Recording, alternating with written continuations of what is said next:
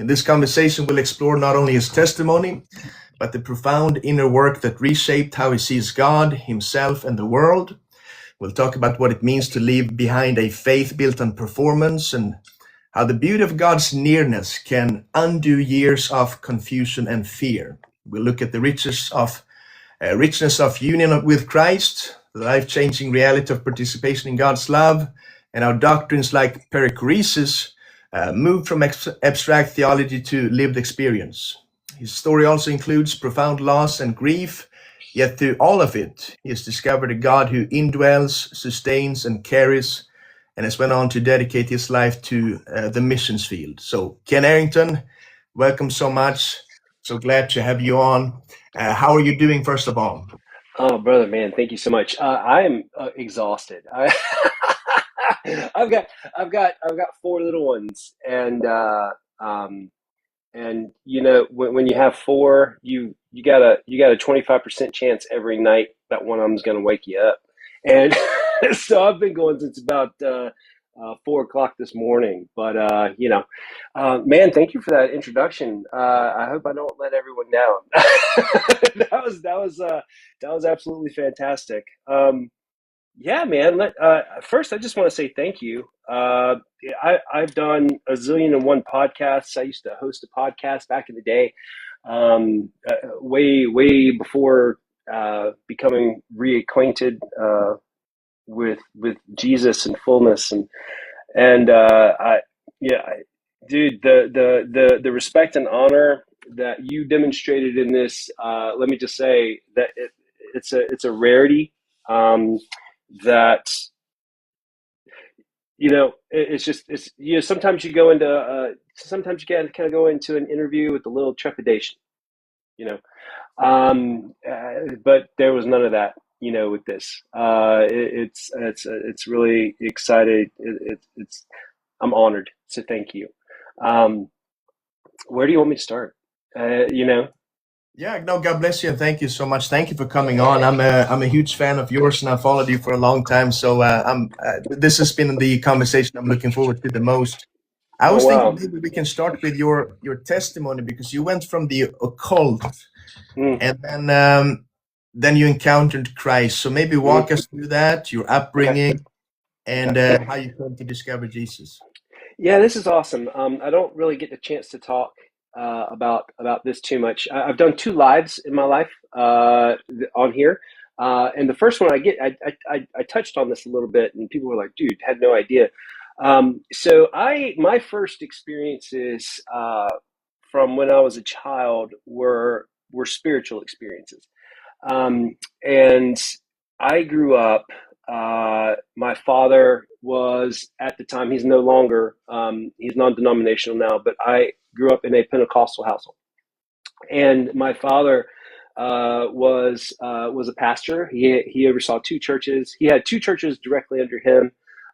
He was the assistant general superintendent in his conference.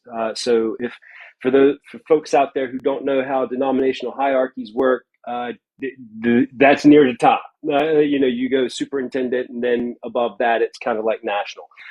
So he was really making a name for himself. This was the 70s, like he was we traveled a lot. Like the first pretty much 5 years of my life, I remember just being in a car during the week, and my father ministering at different churches during the week, and then on the weekends our home churches. And it was a small little southern town, and it was just that was my life. I didn't know that there was any other kind of life. My dad's dad, my dad's mom was a pastor.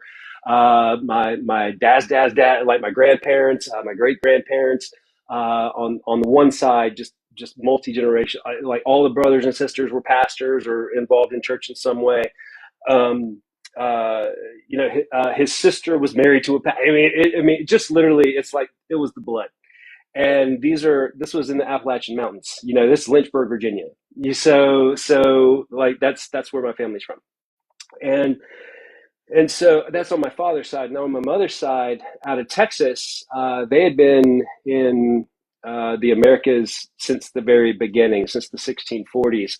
Um, they we family history was big on my mom's side, so I'm graced in that I kind of know who my distant relatives were, and all the way back to the 16th century.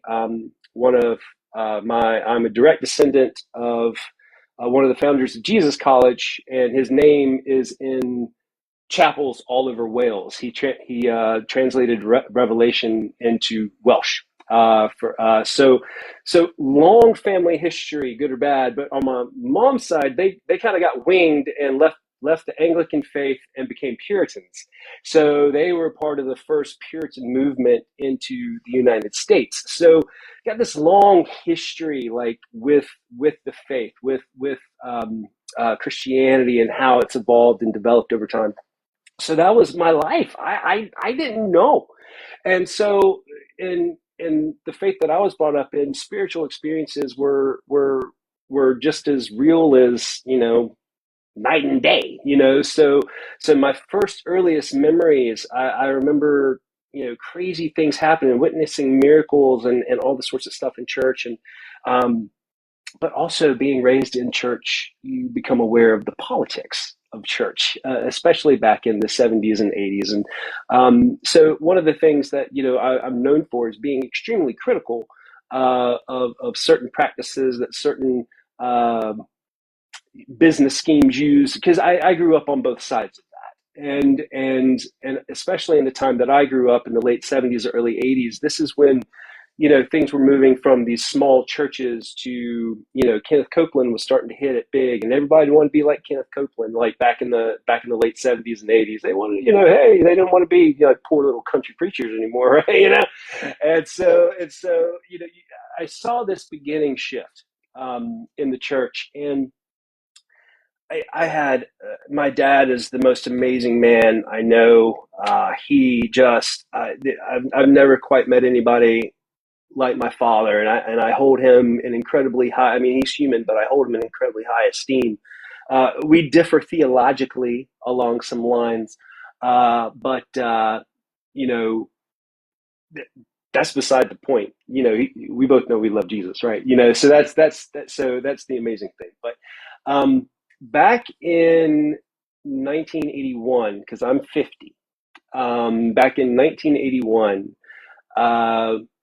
My mom, who struggled with depression her entire life, uh, had it with being a kind of semi-famous preacher's wife. Just had it, and she needed more. Dad was never there. He was always traveling, and when we traveled, he was always ministering. It was, he was always kind of like the center stage in a lot of ways. And my mom just couldn't handle it, and she left. She left us. And that was 1981, and all of a sudden, world collapsed. Everything fell apart, and it was. I very quickly saw how things kind of turned, because my dad is literally the most gracious, loving man I've ever met, and is just an example of so many ways of like what I look for in a pastor. And he's still, to this day, he's 76, and he's not slowing down. And he's still the guy that does the funerals. He's still the guy that does the weddings. He's still the guy that shows up at your house at 3 o'clock in the morning, old school, like preacher style. And I have a lot of honor for that. And he makes beans. He makes beans. But he doesn't. Not that making beans is the right way to do it, but what I mean by that, he's not in it to be famous. He's not in it to be, he truly is just filled with the heart of the Father. And it was tough because, mom left, and here he is kind of making a name in ministry, you know what I mean? And for the good and the bad and what all that means. And all of a sudden the world came down, and his best friends, people that he had let us, our people that he had let stay in our house for months because they had lost their homes, they had lost, everything they owned, through different tragedies or whatever. He would always give them money to get them on their feet, or they would stay with us or whatever. But because my mom left, the bylaws of the denomination that he was in, he could no longer be a pastor. So the friends that he had, that he had helped, basically everyone kind of turned their back on him. And so the one thing that mattered probably more than anything, other than probably me, was taken from him.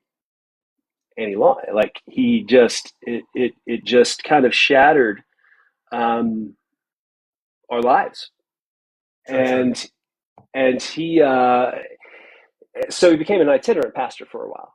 And we had enough friends and enough churches that we literally would it'd just be me and Dad for years. It was just my dad and I, and traveling to these churches. And he, at the time, in the Pentecostal faith, or the tradition, even though he wasn't in that particular denomination anymore, I don't know if like Clarence Larkin, the Rapture guy, that did all the big maps and all that sort of stuff. So when Dad would go to these meetings, we'd be in St. Louis, or we'd be wherever, wherever we would be, there would be these meetings, and all the pastors would be talking about where we are on the dispensational chart, and all that sort of stuff. And I was a kid, 5, 6, 7, 8 years old, and I was just soaking it all up. And I would ask my dad really hard questions. And I remember it was 1982, and we were driving back from St. Louis, Missouri. He had a 1981 Chrysler LeBaron, and he rode with the top down. It was an old convertible, because it was a LeBaron, so we always rode it with the top down. And I was sitting the floorboards, freezing my tail off, but I would have like my comic books and stuff, and all of a sudden I started thinking, I just listened to all this horrifying talk, in his little meetings about, where we are in the dispensational calendar, where's this, and I'm thinking in my head, I'm like, man, like, God, like, hell sounds horrible, and because obviously then I didn't have the grid for understanding actual, like Greek and Hebrew, so I was like, God, I was just thinking hell would be the most horrific thing imaginable. And so I was like, hey, I remember I was just terrified. I was like, well, what's in my brain? I was like, what's worse than going to hell, right? And that would be being in heaven and then going to hell. So I looked at my dad and I was like, well, Dad, can you sin in heaven? And Dad was like, no, of course you can't sin in heaven, son. Heaven wouldn't be heaven if you could sin there, and da da da da. And I was like, well, how the devil get thrown out, right? And I remember this, and I remember this like little, kind of like, why is my son asking me this question? And like, what level is he operating at? And so Dad like loved the question, so he would always like challenge me with answers, and he would, well, hey, why don't you try to find out? Why don't you dig into that? So my dad, and all honor to him, man, instead of coming back and saying, and being dogmatic about it, he came back and he always encouraged me to really dig in and look for answers. And so this kind of started off this because he didn't know that, you know what I mean? He wanted me to find that out instead of just, rinse. But this kind of started. So you started to dig in and study for yourself too. But then you, would you say you kind of derailed, or what happened there? Because well, you went through a deconstruction, right? So like, oh yeah. So I went through two. So what ended up happening was, by the time I got to my teens, custody, mom had gotten settled, so I got kind of back and forth a little bit with parents, and and then dad remarried and mom remarried. And so I was, and there were step families involved, and I was a very insular kid, and not trusting of anything. Like I had an issue with, I had trust issues. I had trust issues because my mom left. I had trust issues, I had trust issues because I saw my dad's best friends in the church turn their backs on him. And I didn't understand how these things were moving, and what kid does, you know what I mean? And so I started to really dig around, and I started, back in, I'd say 92, 91, 92. By that point, I'm in high school, and I started dabbling in, well, for lack of a better term, witchcraft. And what I mean by that is not the, hocus pocus mumbo jumbo stuff, but like really like digging into the faith of what people would call witchcraft and things like that, because it started, I was fascinated with different mythologies and different faiths. I was fascinated with Greek mythology. I was fascinated with Roman mythology. I ended up taking 6 years of Latin. I loved history. I loved how, I was like, wait, it's a dead language that really no one speaks, but I get to read all about history from the people who wrote it. Yes, I'm in. I was always curious about all that sort of stuff. And so I started really digging into, it just hit me one day. I was like, wow, we say it's mythology, but these people actually believe this stuff. They built these palaces, for thousands of years. And then became fascinated with Egyptian culture and the infinite layers involved there. And so I started moving into witchcraft, basically, of like, because the way that I was looking at things more as energies to be harnessed, and moving into that, and just kind of this weird fusion of literature and religion. And I was just fascinated. It was just these things I just read about it and just soak it up. I just sucked it all up.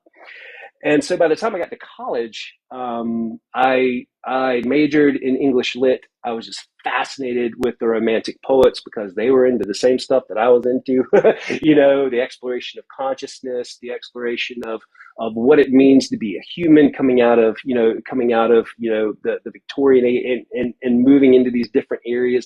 And I was a kid with questions. And by the time I got to university, I did what a lot of kids do. I started reading outside of the boxes, so to speak, and I got really deeply involved in conspiracy theories. Half of my channel is debunking conspiracy stuff because I used to be that person. I used to be that person. I used to be that person that would go, "Oh, the Council of Nicaea," talking like I actually knew something just because this is before the internet, just because I, read it in Man, Myth, and Magic encyclopedic series or whatever, and so and I was getting very involved with the spiritual communities around my university. And after college, I was offered to ride to grad school in creative writing because that's what I wanted to teach, writing and write and be a professor. But at the time, I was also making a lot of money. I was working 40 hours a week, selling computers to businesses. This is way back in the day at Gateway and stuff like that. So I was making a lot of money. So I was like, I'm going to spend some years, I'm going to make some money. Worked that for a couple of years, and then I decided to open a bookstore. And because what happened is Gateway, not getting into this, a whole other thing, went under. I lost my job, got laid off, and I was like, hey, well, what am I going to do now? Well, I'm going to open a bookstore. And so I opened up for lack of a better term, an alternative religion bookstore in Raleigh, North Carolina. And it blew up really quick. We would have, because people that were involved in the pagan communities, the New Age communities, and I still say this, and I piss a lot of Christians off when I say it, but it's true. They are the nicest, most loving, accepting in general, there's always somebody that, yes, swings the curve, but in general, they are the nicest, most loving, most accepting people I've ever known. And the meanest, nastiest, judgmental, self-righteous people are the ones that profess Christ. Yeah. And it's a fact, and I get a lot of flack for it, but I will never back away from it, from my experience anyway. And so it was a community. I'm coming from tons of church hurt from a young age. Right. Okay, I'm coming from thinking I'm smarter than everyone else as I'm going to school, just because I understand, not really, but in my brain, when I was 20 years old, I thought I understood more about religion and faith. I was the person that the average Christian did not want to talk to. And the reason that was because I was fascinated with the Bible. I never rejected the thought of a God. I had experienced way too many things in my life that let me know that there was something out there. There was an intelligence. There was a consciousness that was out there. There was something that was out there, and that in my belief at the time where I believed that Jesus did have a message that the Christian faith had bastardized. That was my understanding then, not now, but that was my elementary understanding, because the only Christianity that I had been exposed to in reality was evangelical fundamentalist Christianity. I didn't know the depth and the breadth of the Orthodox traditions. I didn't know, like when it's funny now, and a little sad, and I want to challenge it a lot of times when I see these kind of videos about people, they'll get on TikTok and go, well, deconstruction from this because I can't see how a God would demand this blood, and they go off and they get angry and crazy. And I'm like, I used to be that person. Because I didn't understand. You actually said something, because you said you went through doubts and stuff. You deconstructed some things, and maybe you can tell us about like what you had to deconstruct from. But a lot of people who go through deconstruction, they still say, like you say, like, no, I still feel like Jesus has a message, and he was a beautiful person, and I like what he said. But sadly, so many people abandon Jesus altogether instead of finding a more Christ-like God. Right. That's So it. maybe you can tell us about that too. Like, how did you like? So What so what changed your is idea about God, right?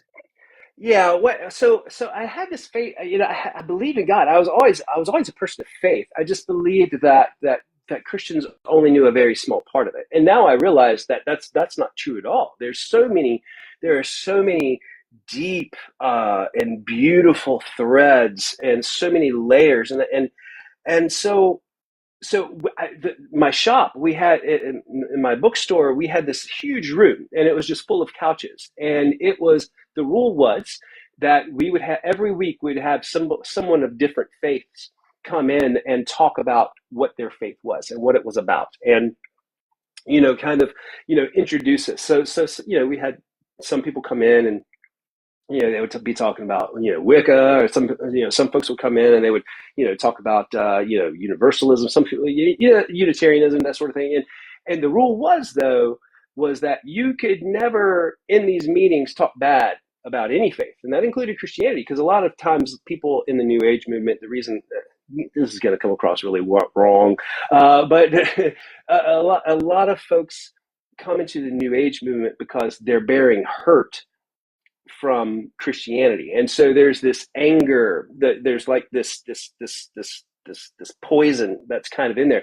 And I detected that early, because that was something that I was working through myself. And so we had this rule that you couldn't disparage other faiths and other religions in my shop. And so it was a place where I wanted everyone to come and be able to learn from each other. And so we had this garden that was next door, which we would have what was called pagan night outs, and people would come and we would do these rituals and nothing, nothing demonic, nothing satanic, nothing like that. It was all lovely, and with these beautiful people who really had great intention, and so. But what happened is, ended up closing the shop down. We had some business issues with one of our partners, and we ended up shutting it down. I ended up a couple of weeks later getting in a very bad accident, and I ruptured my Achilles tendon, and I couldn't walk for about 9 months. And it was a full basic, like, it was a mess. And I got hooked on painkillers, and so I didn't really have a job. I was working off the money I had left over, and it was a really spiritually dark place because I was so happy doing what I was doing. I felt like the universe's energy was behind me, and but here I am. My leg is destroyed. My relationship with my girlfriend at the time had gone on the crapper. I just lost my dream job at the time. I didn't know what to do, and I was hooked on Oxycontin. So I was like, well, what do I do? And I had a roommate that was renting the front part of my house, and she worked at a club, and she was like, hey, would you like to, you have a great voice, you have great taste in music, you want to become a DJ. So that was my next iteration. I became a DJ for years, and that didn't help my drug problem. So I became a hardcore addict. And I don't want to say too much because it'll throw the filter on, but it was really dark a couple of years. And then I met my wife, and it was coming out of a horrific relationship, and this beautiful woman one day came up to me in the DJ booth and started talking, and I hate to say it, but I was so messed up at the time. I don't even remember this. I don't remember 3 years of my life, from 2003 to 2006. It was that bad. And but we ended up, I was 129 pounds. That's how bad off I was. And she gave me an ultimatum. We had been dating a few months, and she gave me an ultimatum. She's like, I'm getting away from this. I'm moving. You can come with me if you want. And so we decided to move to New Orleans, which was my favorite place in the world, because through my addiction, I had gotten away from what I thought were my spiritual roots. And so I knew that if I moved, I'm the only person that ever moved to New Orleans to sober up. I was like, I'm either going to die or life's going to turn around. And it did. We moved down there, and everything just exploded for me. I got involved in the spiritual community that was there.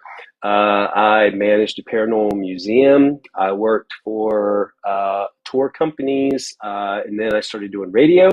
Then I started doing TV, because I believe in research. I love research. My part-time jobs were always in libraries. I just love reading. I loved research. And so Discovery Channel and some others started hiring me out to do research for like their paranormal shows they do on TV and all that sort of stuff, like Paranormal State back in the day, and like all those silly ghost hunter shows. I was hired out by a lot of these guys to do a lot of the initial background research that went into a lot of the stuff. And so I had my own podcast at the time. I was doing my dream job, and then I was asked if I wanted to host my own show. And because I'd done you can still do an internet search, and you can find me. Like you can go way on back into the 2008, 2009, 2010s, and you can still find the television shows I used to do. And they were like, well, we want you to create the most terrifying show, like taking you to the most spiritually psychotic places and see what happens. And we created this show, and during that time, as that was going on, my wife got pregnant when all this started, and we had been married for 3 years, and this was an amazing thing for me because I wanted, in my mind, to right the wrongs that I felt like had happened in my childhood. Because my wife and I, our relationship is, I mean, just like all marriages, we've gone through rocky times. Um, but I know that no matter what, no matter how bad things get, my wife is always in my corner and I'm always in hers, no questions asked. And I was just, we were just very excited for our son. And at 7.5 months, uh, perfect pregnancy. If you know my wife, she is the most amazing person I've ever known. She's very health conscious. She takes care of herself. She she's just amazing. And we don't. Everything was perfect, but at 7.5 months, the baby stopped moving in the womb. So we went. She had to have an emergency cesarean, which was really difficult because we were trying for a home birth. Like I said, my wife doesn't even take ibuprofen unless it's like if my wife takes medicine, it's bad. And to go from like a home birth to uh, a cesarean where the baby's not moving, it was just I had never been so terrified in my life. And during addiction, I had died. I had multiple overdoses during my addiction days, um, but I'd never been this afraid. And so our baby was born, and there was umbilical cord trauma, is what they said. They said they had never seen anything like it. Um, and when he was born, basically he had no upper brainstem function because the umbilical cord had gotten pinched and twisted, uh, and he had done some weird movement, and it had cut off oxygen long enough that it killed his upper brainstem, and he was only left with lower brainstem function. And there was zero chance. Like if they took him off the machine, he would die. So for 5 days, um, we labored, and I had never we had never known fear like that and pain like that, and just everything seemed to finally be going right. And I got this new TV show starting, this financial security, making a name for myself in a world that I cared a lot about, and literally everything was falling apart. And during that time, I made the decision. We spoke, and we both thought it was wise that for our family, not necessarily. I look back on it now and I realize it was just as much for us. We just didn't want to admit it, but we thought it very important that we honor the baby, we christen the baby before removing him from life support. And so I called my dad. My dad was already there, and we were like, we want you to, the family to pray over, Kale, and before we take him off life support, not from a heaven hell perspective, we just felt it was the right thing to do for our family, and so that's what we did.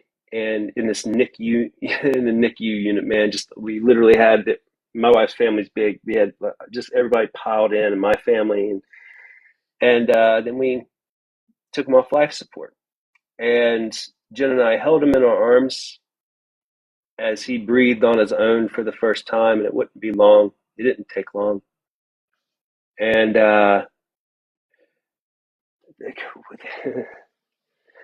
but when he passed, when he took his last breath,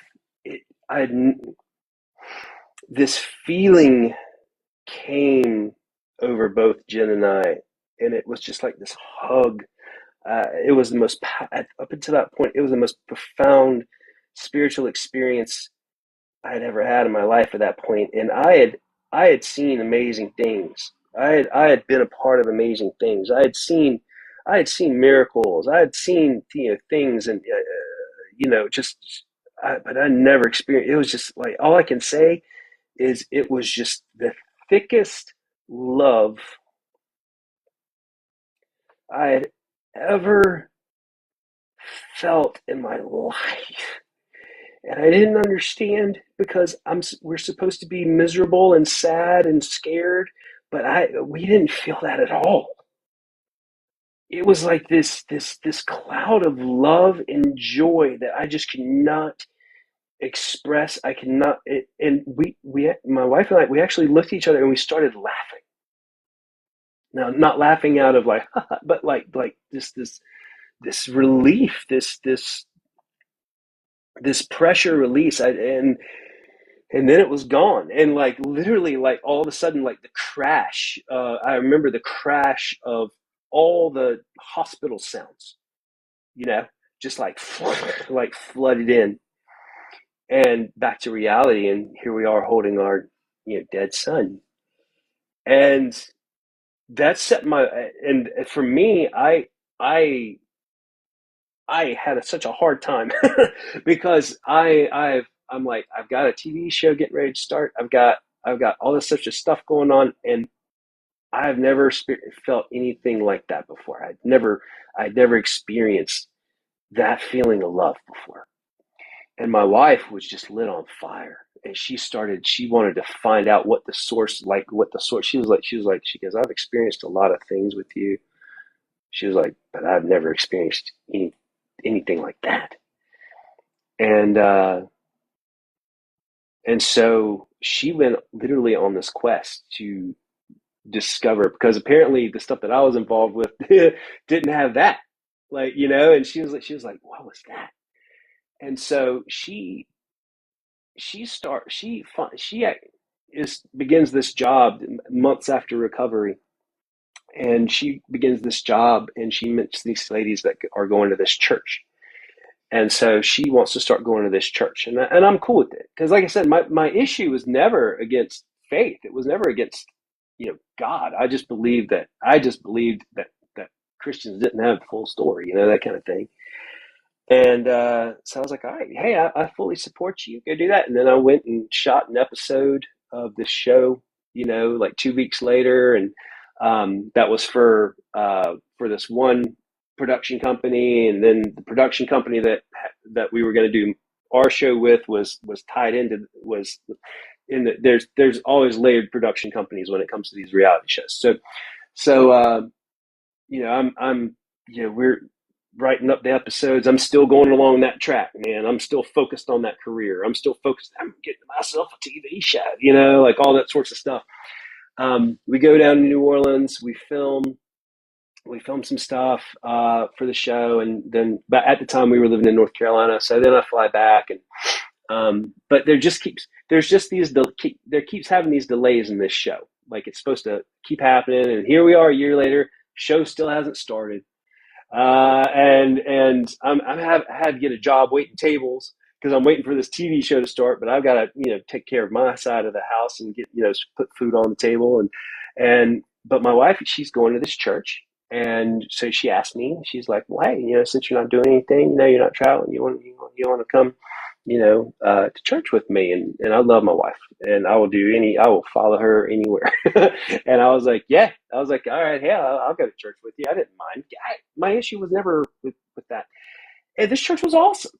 It was an awesome church, and it had awesome people, and it was great. It was a great church, and I didn't have an issue with her going to it, and I was like, totally cool. Yeah, you got my full. She was like, well, I want you to start coming with me regularly, and I was like, oh, well, I don't know about that, and dragged my feet, and then I was like, all right, and then I started talking with the pastor, and I've always made pastors very kind of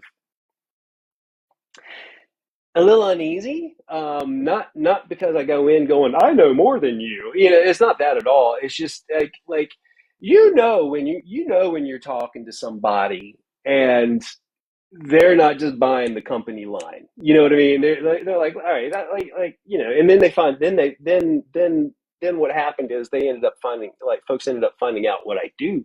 and like my past and, like what I've come at, like all that stuff. And they're like, oh, and, yeah, I'm going to put you in this corner, kind of deal.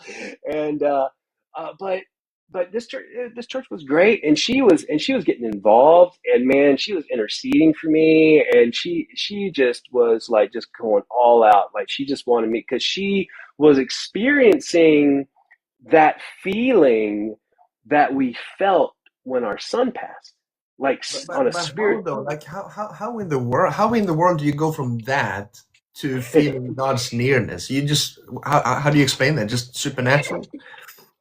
Because God's nearness doesn't depend on us. It doesn't. Like that's the story of the Bible, right? You go in the Bible and you see God invading where people are. We'll get to it. So she is just experiencing, like she is like diving into the Bible. Now she comes from an amazing family as well of missionaries and worship leaders and folks like that. So like she had grown up in the church as well, and just like me, she had gotten bitter at some of the parts of it and kind of went her own way.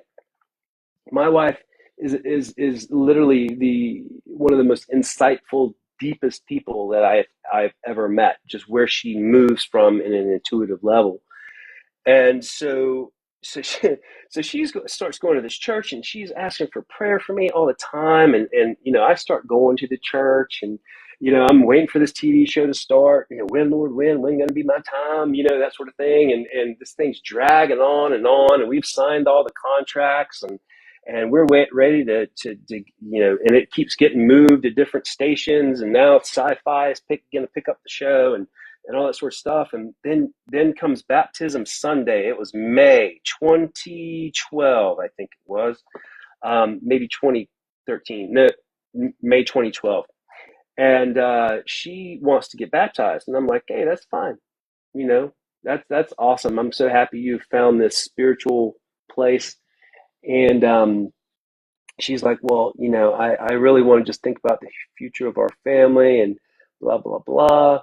And she goes, I want you to think about it too. And I was like, well, hold on now. That's a whole discussion, because baptism is a public statement of faith. And I don't know if I'm really walking in that faith, right? And I was like, I'm not going to discount it. I was like, but like just from my background, my history, I just have some issues here. And she was like, yeah, she's like, well, I really want you to think about it. I just thought about it more and more and more. And finally, like one day, like it became like an argument. Not quite an argument, but it became like a continual sticking point. And I remember one day I just cracked, and I was like, look, I was like, and I just, for the first time, I think in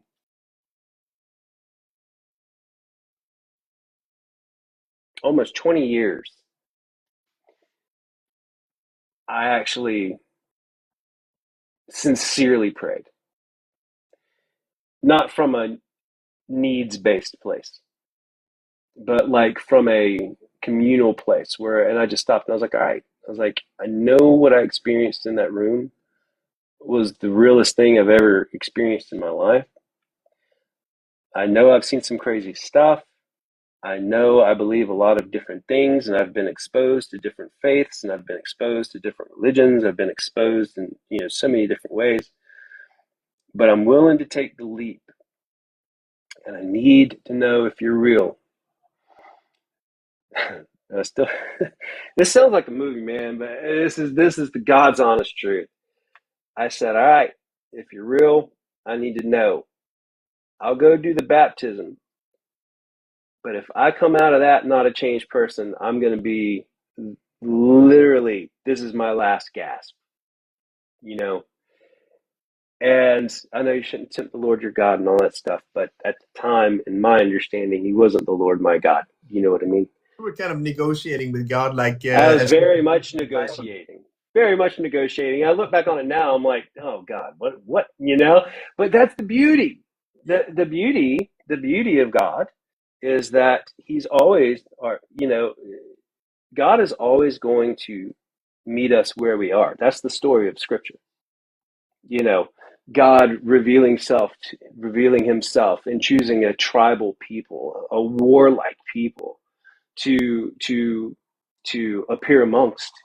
And and that people taking that God and saying that God is asking us to do these things until they get to Jesus, and then they realize who God really is, and they see this is what God is like. For if you've seen him, you've seen the Father. If you've seen me, you've seen the Father. So all of a sudden, it's kind of like, wait a minute, anything that we don't see through a Christological lens is not, it is not the true God, and we have to, kind of work through that understanding.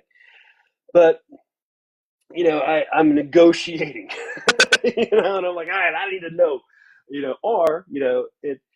and so I remember that day, man. And so it was a big church, and everybody lines up for the baptism pool. They have one of those big baptismal pools at the front, and my dad is there.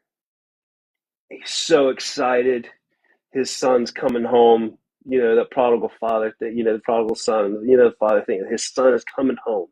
His son's coming home.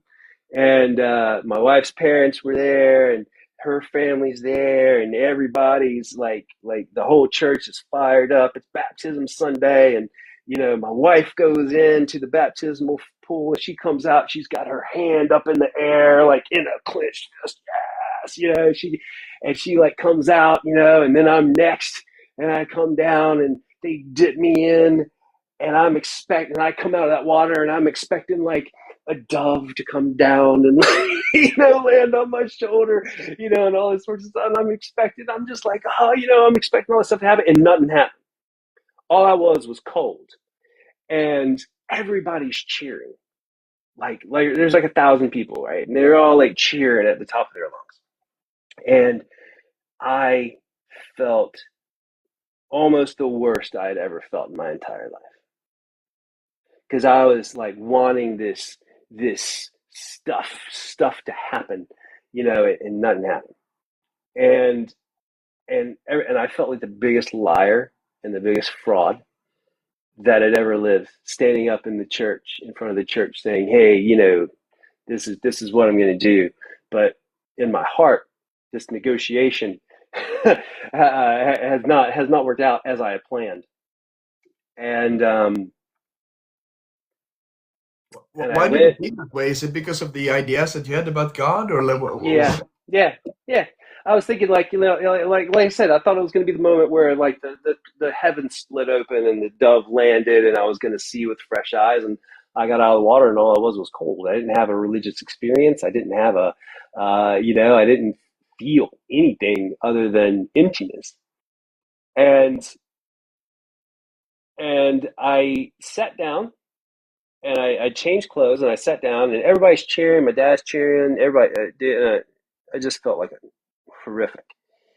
And the sanctuary cleared out. It was way after church. My dad, my dad's still a pastor, so of course, when a pastor enters the room with other pastors, they all have to talk. They kind of mingle with one another. And hey, how are you? I like blue. You like blue. I like green. Do you like that's what pastors do. And I remember just sitting there, and it was one of these, it's one of these modern places, so it's like the church is dark, inside. And now that the show is over, everything's cleared out. It's just really dark, and it's really empty. And this is the moment that changed my life. And I was sitting in a chair, and I don't share this story much because I don't share the story much on TikTok. And the reason I don't share it much on TikTok is not because I'm ashamed of the story. I love this story. This story shifted my life. But people read it, man.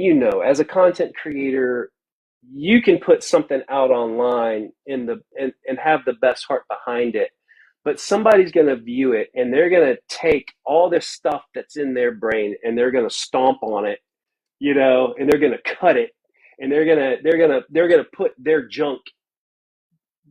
Once it leaves your mouth and enters their ear holes, it's not your story anymore, right? They're like cutting it up and making it look different ways, and there are a lot of folks that when they hear the story, they go, well, that's not what happened to me. Why didn't it happen to me that way? Why didn't I have this experience? What's wrong with me? And I never want to put anybody in that place. That's the farthest thing I ever want to do. But I had a profound supernatural experience, and I was sitting down, and the crowds had gone. My dad's preaching it up, and I'm just sitting in a chair all alone, just thinking about how fake I felt. And I don't know if you've ever blacked out before. I don't know if you've ever been knocked unconscious. I've unfortunately had that happen a few times, and that's the closest I can explain what happened. But as I was sitting in the chair, and literally just, I felt like myself sinking into the chair, and all of a sudden, the whole room started to go black. Like when you're losing consciousness, it does the fade. And I was sitting there, and I felt like I was like I felt this agitation, not in a bad way, but kind of like this little fear. Is it? But fear is the wrong word.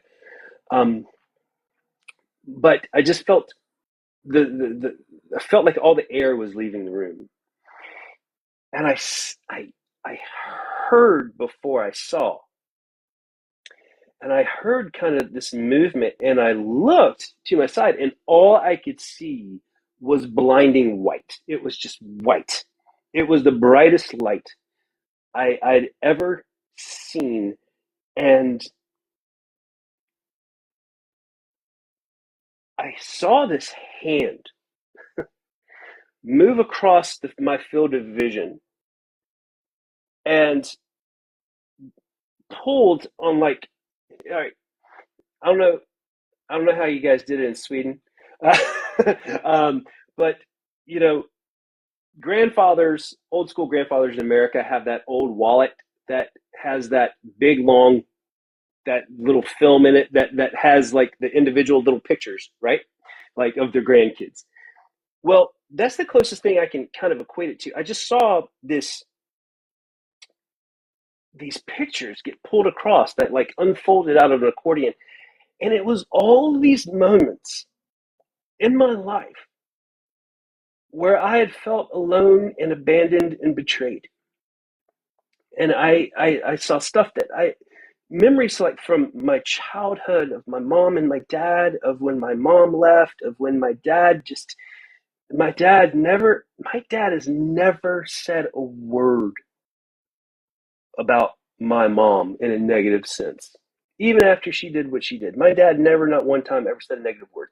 But like all the times that I saw him in pain, and I was in pain, of all the horrible times I felt excluded and made fun of, forgotten, I saw all the horrible things. I saw past relationships. I saw everything. Literally, like the life flashed in front of my eyes in just 1 second, and I saw my son when we said goodbye to him, and then in a flash, it hit me.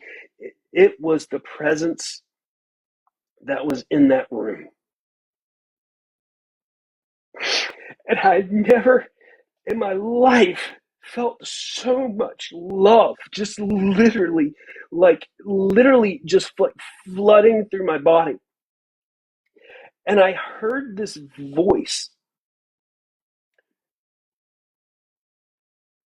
as these pictures are going in front of me, and I heard this voice, and and this voice just, I heard a crack in his voice, and I heard him say, "I never wanted any of this for you." And I fell apart, and I realized that literally the thing that I had wanted and looked for all my life had been there the whole time, and knew every single moment, and listened to every every cry, every fist shaken in anger, every negotiation, And now I had a huge problem, because it's one thing to live your life. It's one thing to live your life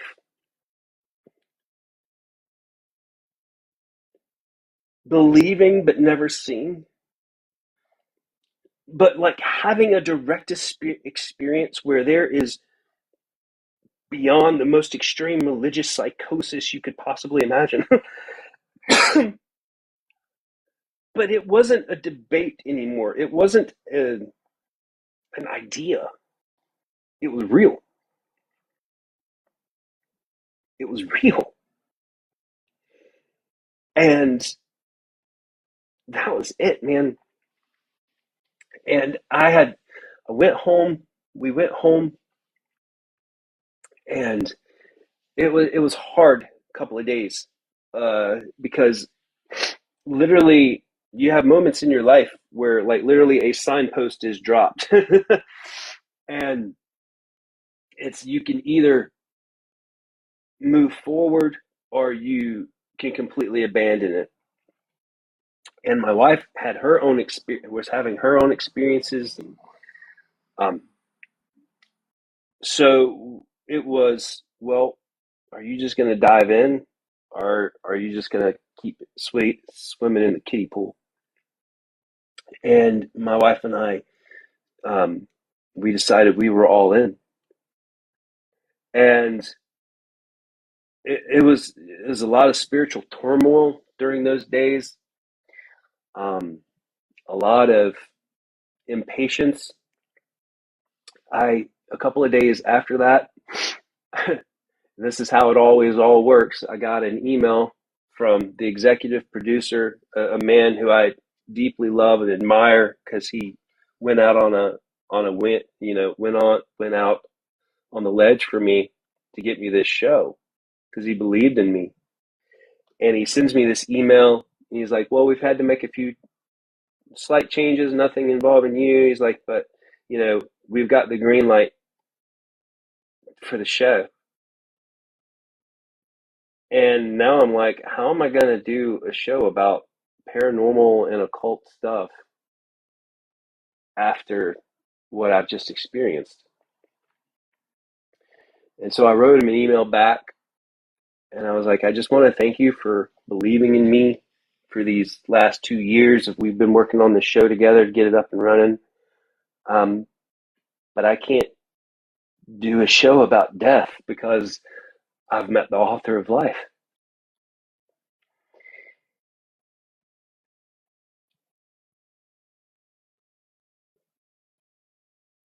And that was that.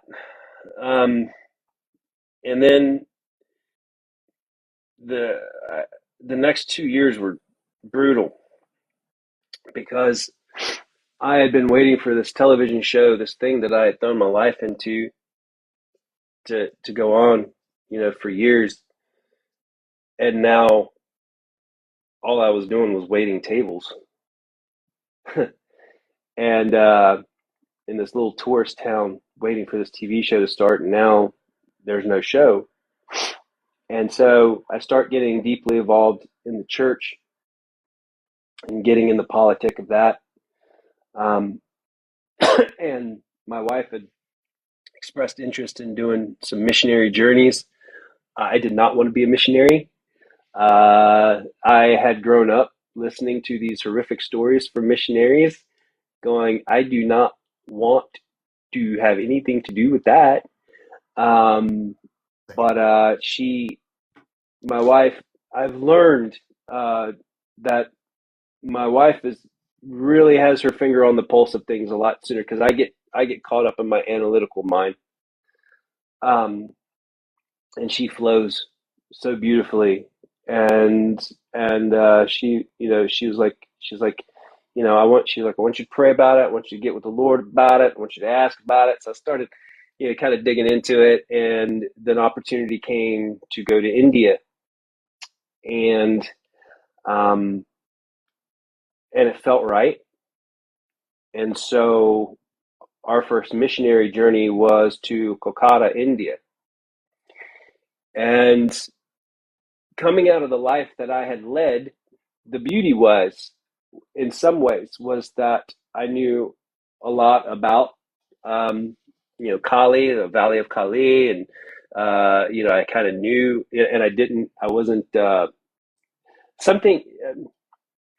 One, I think an interesting thing being coming from the background that I have with other faiths, and I don't really, the word occult has a lot of negative connotations. All it means is hidden, kind of the things behind the scenes, and I had, because of that background, because of my background with other faiths and religions and things like that, um, that came in really handy in the mission field, and so we went on this missionary journey, and my greatest ministry failure in my life happened during this journey, but it really changed everything for me. I've done a couple of videos on this, but the short story is that we're it's church mission trips, man, and at the time, this is like one of my first one. This is my first one since I was a little kid. But when I was a little kid,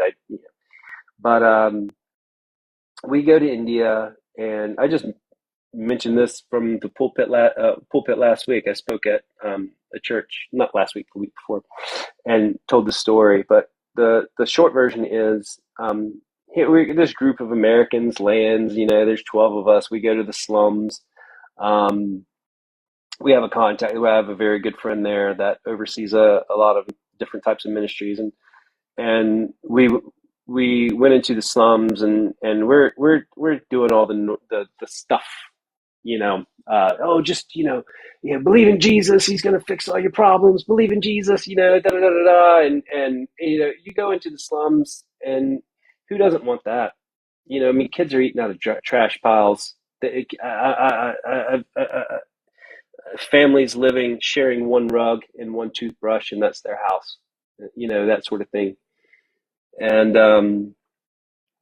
you know, rotten carcasses in the trash that piles of kids are eating out of, and just nastiness, just horrific stuff that human beings should not have to deal. So of course, when you get your 12 missionaries come in, and they're talking about, hey, Jesus is gonna solve all your problems and take care of all this for you.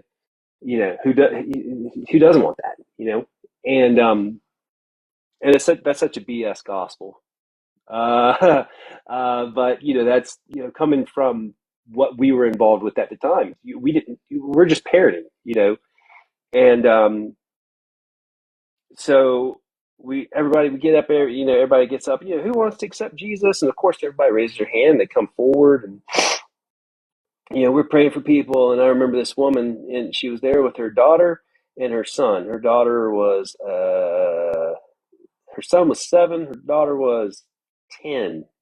And it's crazy now. I look at it, and that's what makes the weight of the story even harder, because I have an 11-year-old daughter, and I have a 9-year-old son, and a soon-to-be 8-year-old, and a 6-year-old. So this woman, she's wearing this faded orange sari, and she comes walking up, and speaking through an interpreter, because I didn't know Mark and our Bengal, and so she's I'm speaking, and all of us are praying over her, telling her, as she said yes to Jesus, how much her life is going to be amazing, and how things are going to turn around, and she's got a bank account in heaven that she can make withdrawals, all this stuff. And the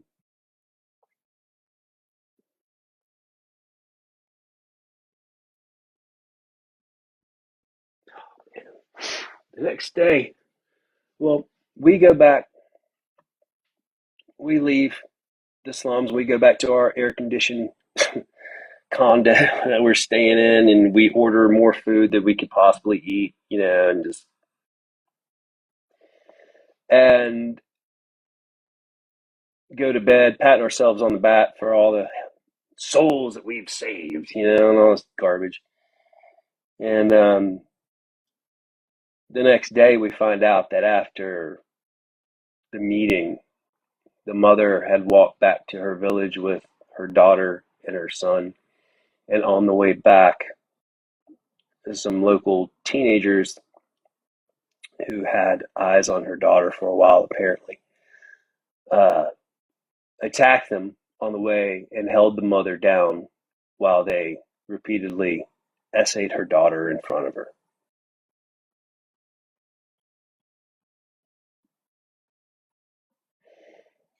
And the next day, when we found out about it,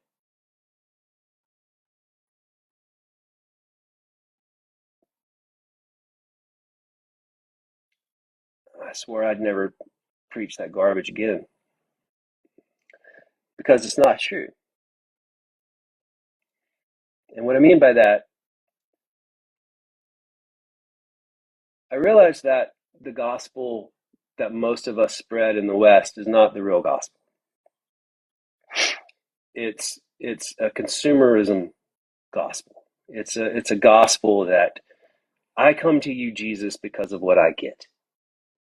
I come to you, Christ, because of what you're going to do for me. I come to you, Christ, because I'm going to say yes to you because you're saying yes to me, and you're going to give me the things that I want. You're going to give me a ticket to heaven. You're going to give me a better life. You're going to give me, I want purple popsicles, so you're going to give me purple popsicles. This garbage that we sell in the West. But it was a climactic, lightning moment for me, because I realized that there had to be more. The being that I met, the being that came to me and revealed himself to me as the Christ, the being that I felt this love flow out and over, that was what it was. It wasn't because of what I get.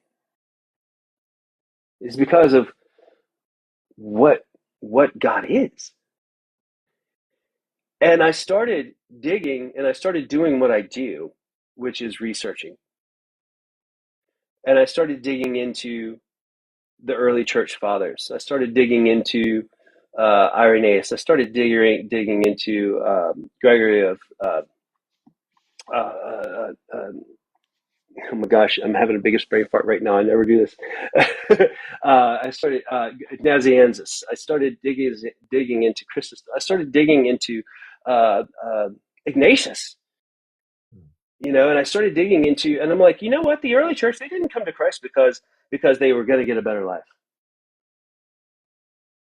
It was a death sentence. It wasn't about what I got. It wasn't about going to heaven when I die. The early the later Hebrews, the Jews that became Christians, and the early Gentiles at that time, the concept of heaven as a reward was very low on the totem pole. Like the way that they looked at life, with the division with the way that they understood the afterlife was completely different than our modern understanding.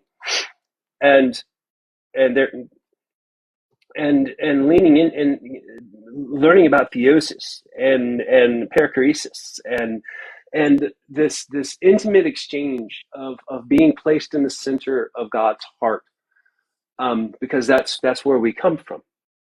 God is love. Love is not an aspect of God. God is love. So that's the source. That's the primeval, like, source that we all originate from. I've said this before, and I'll say it again, and I get a lot of flack for it. I don't subscribe to Augustine's original sin.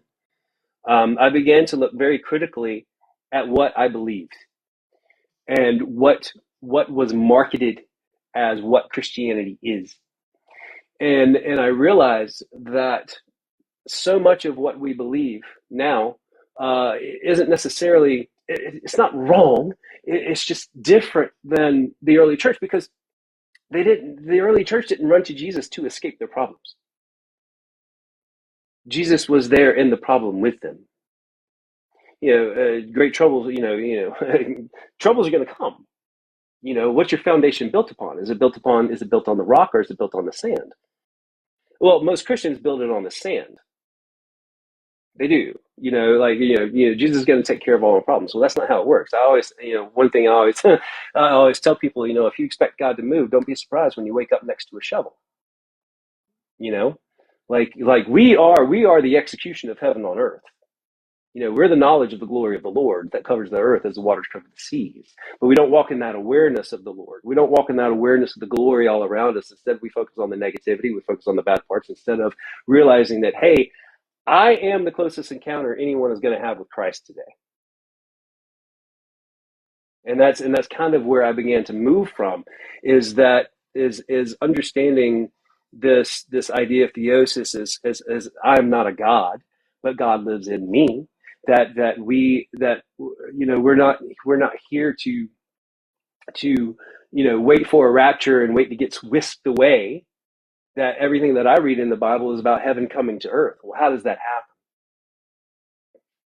Through us, through the heavenly gates.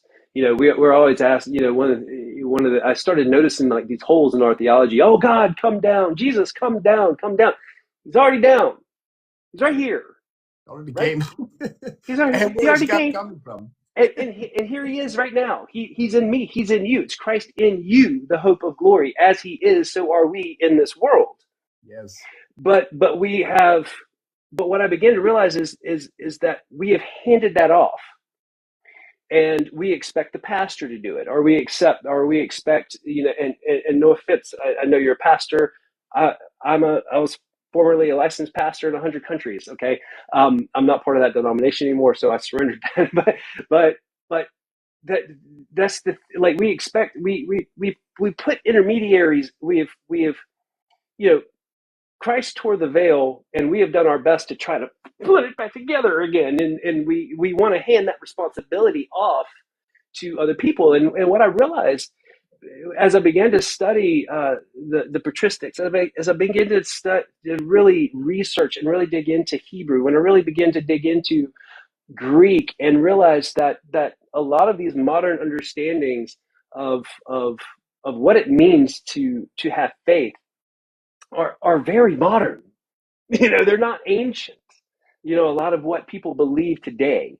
And I know I offend a lot of folks, and it's not that I mean to, but I people go, well, hey, how do you figure? I get asked, if I post a video and somebody doesn't get very angry at me, I've not done my job. You know what I mean? Like it's not that I'm trying to do it. It's just that I know that it I have found, and I don't want to come across as too harsh on this, and there is a place for tradition.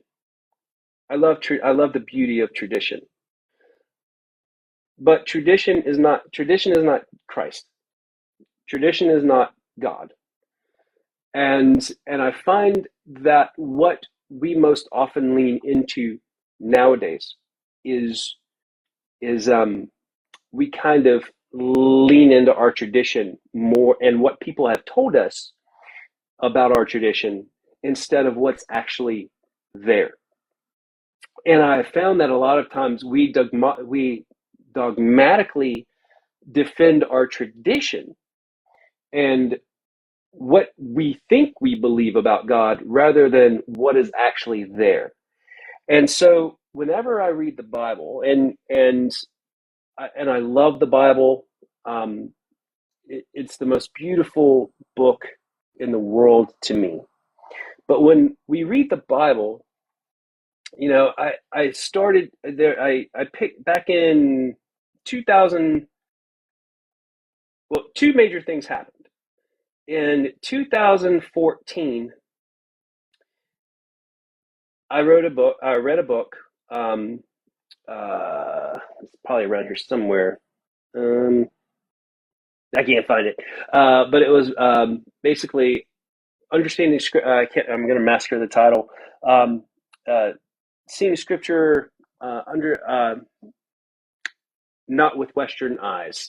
Remembering the actual title, but basically, it's about how culturally, as a modern believer, we read the Bible through a modern lens instead of who it was actually written to, and contextually things fall apart when that happens. So, Rand of Richard misreading scripture.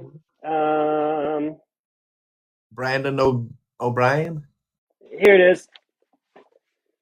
Misreading scripture with Western eyes. Yeah. Okay. And I picked it up, and it spoke to me, and that started a journey. And it's a great primer. It's a good basic. But about this time, I started my my deeper education, so to speak. Of I had my Latin background, I had my different spiritual understandings background, but this is when I really started to dig into um, the early faith and understanding culture. And so whenever I read the Bible, the first thing I do is I look. You can't look at it and not read it the way with the ray that it's written in our understanding, in our lens. But then I always ask the question that a lot of people are very uncomfortable with, but I'll ask the question, what if my understanding is completely wrong? What if everything everyone has told me is incorrect? If something is taught as wrong for 1600 years, is it still right or is it wrong? Well, it's still wrong. So I became kind of like a detective of sorts, and I had the opportunity. I was basically the pastor that I went to India with for this mission trip. I had this dream that he was going to start his own church. I asked him about it, and he said, that's kind of funny because I've been talking about doing that. So my wife and I got involved with this church plant, this beautiful church plant. This church is still going for 6 years. Basically handling a lot of I did a lot of like evangelism teaching and stuff like that. My wife was the worship pastor for a while. She's an incredible lover of Jesus, like that just comes through her music. And and then I started having these dreams about Wales. Didn't know it at the time it was about Wales. I didn't know where Wales was on a map. I knew about the Welsh revival, but I didn't know much about Wales really. And I started having this dream of this store um, that gave away everything for free, but also had these worship nights that just come in. It would just be what I called vertical worship. It would just be songs to God, not about God, but to God. And so we had helped plant this church, and it was a church of what we call a church of leaders. So, in other words, if someone came in and said, "Hey, what are do you have a homeless ministry?" Our pastor, who was my mentor, would look at him and go, what do you want to do to run it?" And well, I don't want to run it. Okay, well, but it was a church of like people that like we had like I think there's like 40 ministries out of this church of like 120 people. Like it's crazy. It's basically like a church for leaders. It's very an empowering church. And and so I kind of took this blueprint and I wanted to uh, I just felt like the Lord saying you're supposed to go to Wales, because for years we had been trying to get back into mission. Like I've been went to India a number of times, LA, some other places, and then um, I went to Cuba, and Cuba was just amazing because of my background, being involved in the things that I used to be involved with. Like I said, people that are involved in witchcraft and stuff, I love those people. I love I like people that are involved in that sort of stuff. My heart beats so much for them. Like I love those people. Those people like they people that are involved in the new age and the occult. My heart beats like boom boom boom boom boom for them. Like I just because they are so in love with mystery and the unknown, and they want to know more, and they just typically how their belief system is structured. Um, this the karmic rule of three. Whatever you do is returned to you three times. So a lot of those folks, like, they do good things because they believe good things will come back. And there's a little there's a little selfishness in there. But in general, like the outlook and the positivity and the love that these people have for their fellow man is very, very beautiful to me. And so when I was in Cuba, and I have a video about this on the good old TikTok. But when I was in Cuba, um, because of my background working with folks involved in witchcraft and things like that, that stuff doesn't scare me. And I know that the heart of a lot of these people, even though Christians are taught to be afraid, the heart of a lot of those people is beautiful. And so it was wild. We get to Cuba and we're in South Cuba, Santiago de Cuba, in this little village. And Santeria is, you have two dominant religions in Cuba. You have Catholicism and, well, Pentecostalism is growing big time. Well, there it's called Baptist, but it's really Pentecostal. But and then you have Catholicism. But the biggest, longest running one is Santeria, which is a syncretic fusion, religion and from Africa, Yoruba, but also mixing in elements of Catholicism, and it's really huge. But I love that, and like not love that, but like I love those people. And so I had this beautiful opportunity to minister uh, for a while, and the first week we were there, I think 500 local witches like came and experienced the love of Christ. And one of the last days we were there, I was invited to the top of the mountain where the main Babalawo and Liabo, uh, the priests and priestess of the mountain, lived, and we came up there, and they were like lots of horror stories about them cursing missionaries and bad stuff happening and stuff like that. But we went up there, and the first thing I got up to the door, and I could just feel the spiritual energy moving in the house. And we knocked on the door, and this woman came up, and she looked just like a woman that you would run into at Walmart or Target. I mean, nothing, like we have all these ideas in our brains, but in reality, she's just this lovely woman. And she came out, and the pastor that I was with, because the dialect I didn't really get that well, but the pastor I was with was translating, and I just, they had gotten used to these missionaries coming up to the top of the mountain and just like yelling at them, rebuking and condemning and all this stuff. I want to ask you about that because you probably know, but that's what I focus on in my ministry. We give the gospel to unreached people groups, and whatever you've said today on this live relates so much to me because I had to change the way I approach people and the way I talk to people, and a huge part of that change came from the Apostle Paul Yeah. in Athens. He's like, Yep. there are these idols and shrines. To the unknown God. I see you religious. Here you have an altar to the unknown God. Him I proclaim to you. He's not far away from any one of you. In him we live and move and have our being. I was like, Paul, chill a little bit here.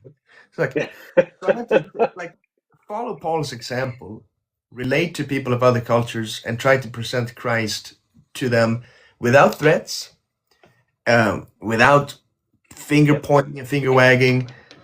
Love people and present truly good news. I want to ask you about like how is the gospel good news to these people? How do you make it relatable? How do you present the gospel and how does this you keep talking about participation in Christ, sharing in the divine life, and the love of Christ which is transformative. So I know I asked a lot of questions there, but walk us through it a little bit because that would be very interesting.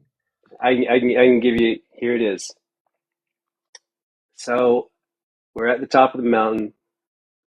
All they've ever experienced for at least a decade is missionaries coming to the top of this mountain, yelling at them, rebuking them, casting out demons, all this stuff. And I get up there and I walk up to the door, and it's me and the pastor I'm with and another woman who was with us. And he knocks on the door, and she opens the door, and number one, she's stunned, I think, The look on her face, the look on her face was, huh? Because I'm not standing at the fence line. I'm standing at her doorway. And she comes out and he introduces the woman that's with us and he introduces me. And I look back at her and I said, I just came here to bless your house. Can I bless your house? Would you mind if I bless your house? And would you mind if I give you a hug? And she said, yeah. Yeah, she was like, yeah. So she does the standard Cuban greeting, which is the kiss on each cheek. And I put my arms around her. And she put her arms around me. And man, I am not kidding you. It was one of the best hugs I ever felt in my life. It was the most beautiful. It was so pure and so full of just love. It was that feeling. It was that same feeling, and I feel that feeling a lot now. But like that feeling that I felt when my son passed, the feeling that I felt when I was in church that day, it was the same, just overwhelming, like this crushing wave of just love. Just realizing that, like this is the thing, man. Nobody wakes up and goes, "Hey, I want to be an evil person today." No, only psychopaths, you know, like are purely evil. These are people who were raised in the customs of their ancestors. So one of the things that I always teach missionaries is to have respect. Don't disrespect. Like I got in so much trouble in India. I was training missionaries in India, in Kalyani. And I got in so much trouble. The instructor got so mad at me because I told the missionaries there, and remember there, it's life and death, man. Missionaries get killed there. And I was trained, and I was like, you have to understand when you see a Brahmin, when you see a priest, they've dedicated their lives, their entire life, probably more than your pastor has. Like food, like they, you know what I mean? Like they literally do everything for their gods and for the spirits that they work with. Who am I to disrespect that? Now, it doesn't mean I'm in agreement with it, but I'm going to have honor for that person that has sacrificed their life and compassion for that person that has sacrificed their life. My job is not to be an Elijah and call down fire. We all want our Elijah moment, right? We all want our God bring down fire. Like that's what revs us up. That's what makes all the Pentecostal preachers up. Hey, get the guys on stage and we start to we start talking with that stuff and that garbage in our mouth, and but you don't know yeah, what's but you know what I mean, like we want to send fire. But when James and John, the sons of thunder, wanted to do that, Jesus said, "You don't know what spirit you're of." And that story, like, has always been a major one for me, because the one that could do that, and there's biblical precedent for it, and so James and John, they are citing biblical precedent here of calling down fire. They know it can be done. And Jesus is like, yo, you've been with me for 3 years, and you've still got your head stuck so far up your butt, wanting to prove something that you don't know what spirit you're of. You're not moving from a position of love. And so that's what I was doing. I just went to this woman who everybody at the bottom of the mountain was terrified of. And I was just like, I just want to bless your house. And I just wanted to hug her, not so she could feel the love of the Lord, and all that silliness. I just wanted just felt this need, like, to just hold her. And it was the best hug, man. I'm not lying. I had tears, and when we parted, dude, she had tears running down her face, and she was like, "I'd be honored if you came in my home." And the pastor I was with, he looked over at me like, "Oh!" And so we go inside, and her husband is in the house, and he's grinding the little white shells. They use them for prophetic casting in Santeria, and he's crushing the shells. And I walk in their house, man, and it's like full on ritual center. They've got, like, being a person with my background, I can see, the different types of incense and what they've got, like the herbs and the charcoal that they're using. I see the brick dust everywhere, so it means they're very, very scared of something. I see all the stuff going on, and I walk over to him before he even has a chance, and I was like, Hermano, I'm here to bless your house. You're my brother. And he was cool. His wife talked, and we started talking, and we talked for 6-7 hours, and just sharing our stories of my life, of who they are, of Jesus, of not the Jesus that they may have seen, not the Christ that they may have seen from people who were coming to rebuke them and things, but the one who wanted to meet them where they were and just show them that they were loved, that they were created with purpose. And so for hours we're just talking. And I remember at the end, the woman, she was kind of holding her hands, and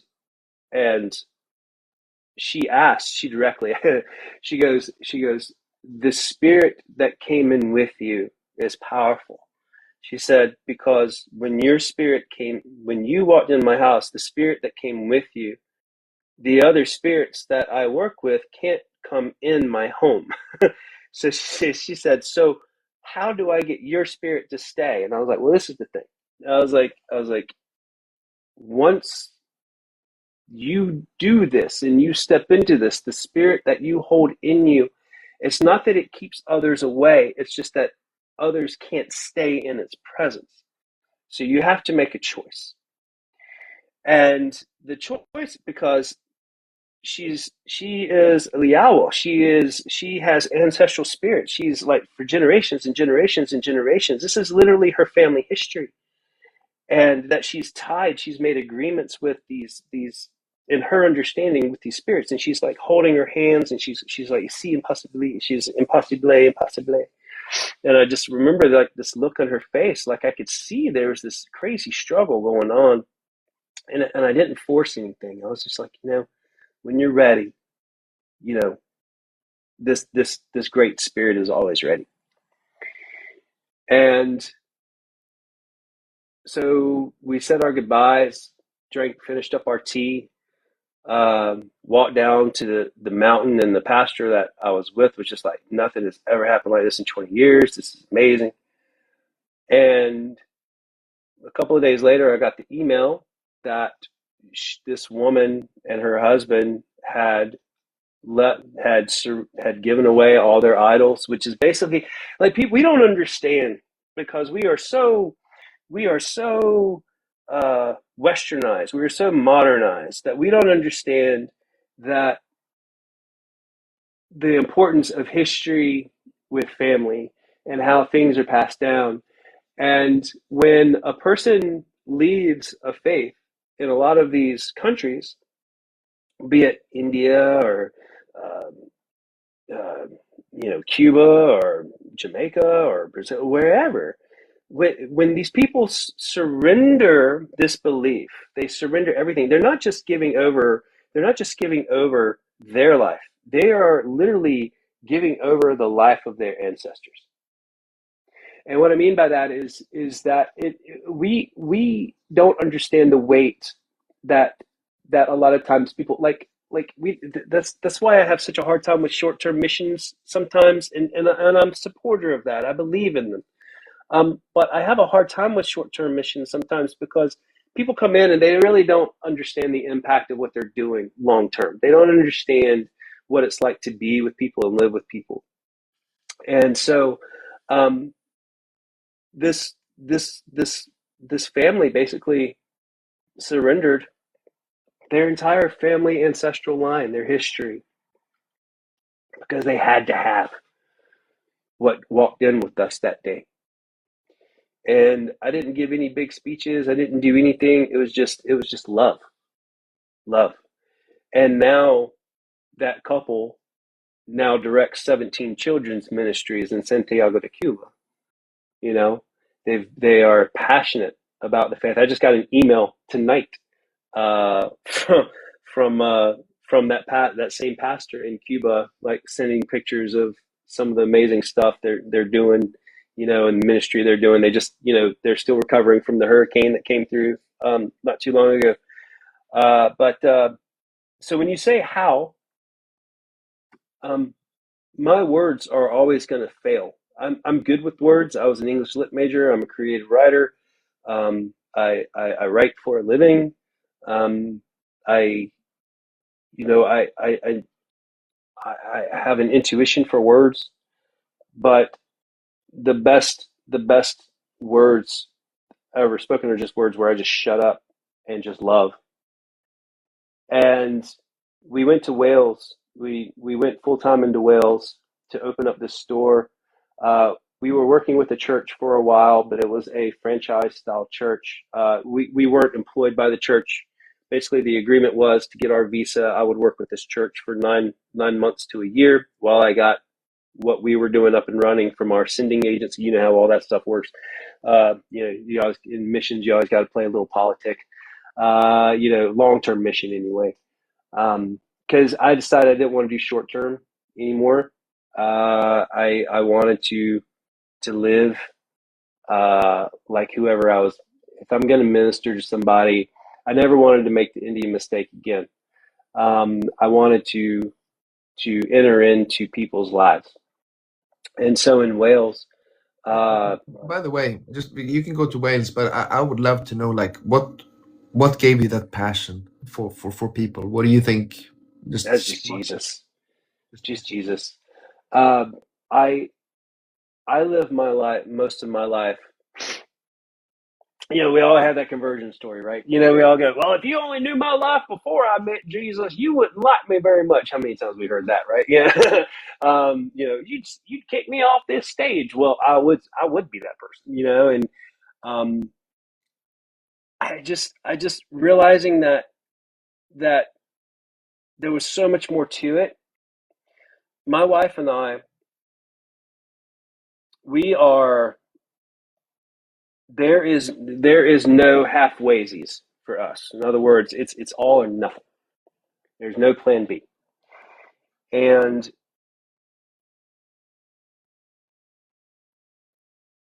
that passion just came from I wanted I didn't care about and I know this is offensive to so many people. I didn't care about doctrine. I didn't care about tradition. I did. I think they're beautiful. I think they are wonderful tools, but they are not Christ. And I and my wife just wanted to just pursued Christ with all we have. And our beliefs have grown, they've evolved.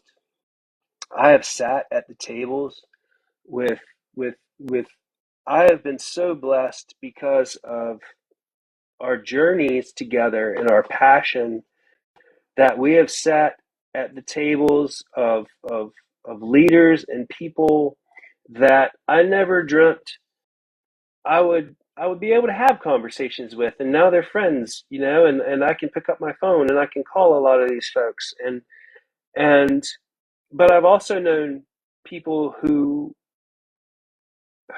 have been, you know, big in the faith, who have fallen and all that stuff, and you realize and I'm not making excuses because there are some people that have done some horrible things. I'm not, you know, um, but I realized that just like with me, um, just like with you, you're human, you know, um, you're more than human because you got Christ inside you, right? We're beyond human. We are a new creation. Um, and like I said, as he is, so are we in this world. But even in that regard, like we all have flaws. We all have fallen short, you know, so to speak. But at the same time, uh, we also have Christ in us, the hope of glory. And so I have sat been blessed to sit with people who have done amazing things in the name of the Lord, and um, done the conferences and the churches and all that sort of stuff. Um, and I'm not a name dropper really, so I'm not gonna say, but what I've learned is we're all human. We're all making our way through as best we can. So where do we all come together? And that's Christ. That's Christ, from whom all things come and from whom all things return. So that means that when I meet a person, and I tell my kids this all the time, when we do our prayers at night, and I honor the Christ in them, just like I honor the Christ in you. Just like someone can. This is why I don't lose my mind when man, people are nasty.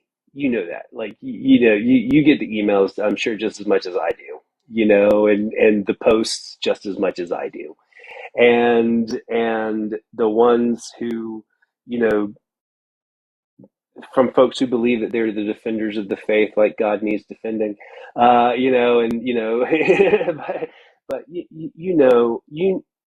what comes with the territory, and I choose. I choose. It's not always easy, but I choose to honor the Christ in them, because I can't remember exactly which church father said it. This is gonna bug me now. Normally, I can pull this stuff off. It's been a long day. Normally, I can pull this stuff off the top of my head. Basically, that we are all part of the prism of the reflection of the one true light, and so I always took that to mean the Christ in me looks different than the Christ in Jacob. The Christ in um, uh, Seven Mars down there is different than the Christ in me. We are all a different reflection of Christ, and no one can reflect Christ the way that you reflect Christ. It might be the glorious beard, it might be the way your hair is back. It doesn't matter, but no one can reflect Christ the way that you do. No one can reflect Christ the way that my children do.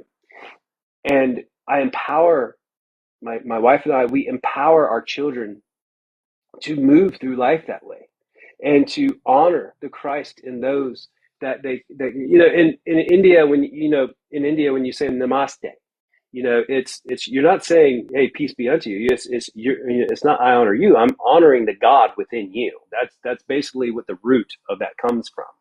It's a little more technical, but that's basically the general gist. And so when a person has said yes to Christ, they might not be walking in the fullness.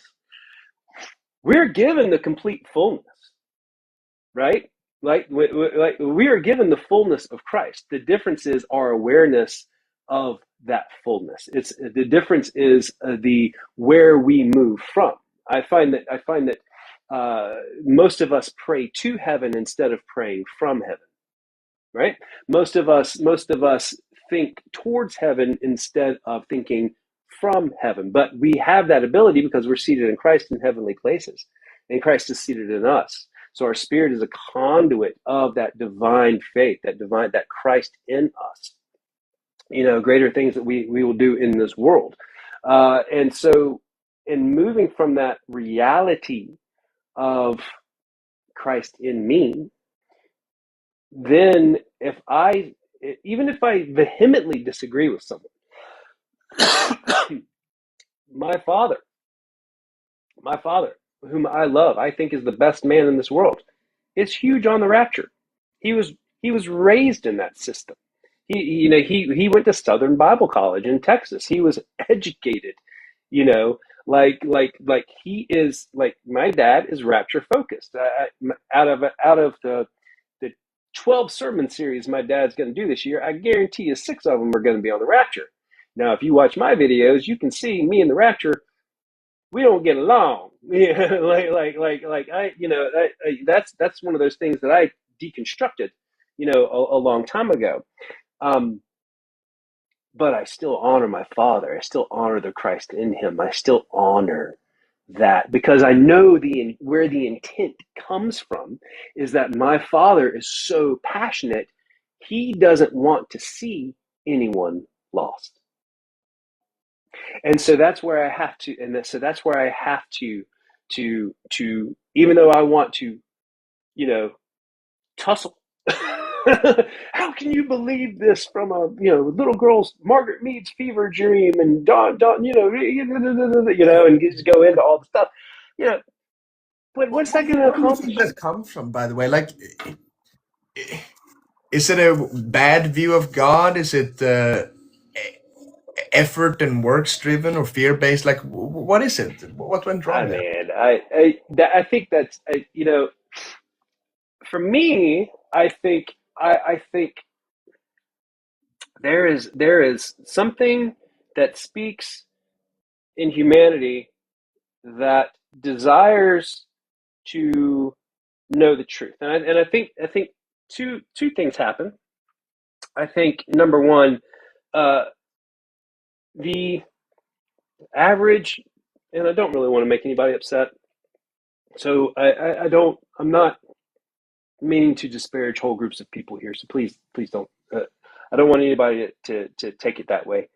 And I want you to hear my heart from where it's coming from. Ignorance of church history. It's ignorance of church history. It's ignorance of Christian history.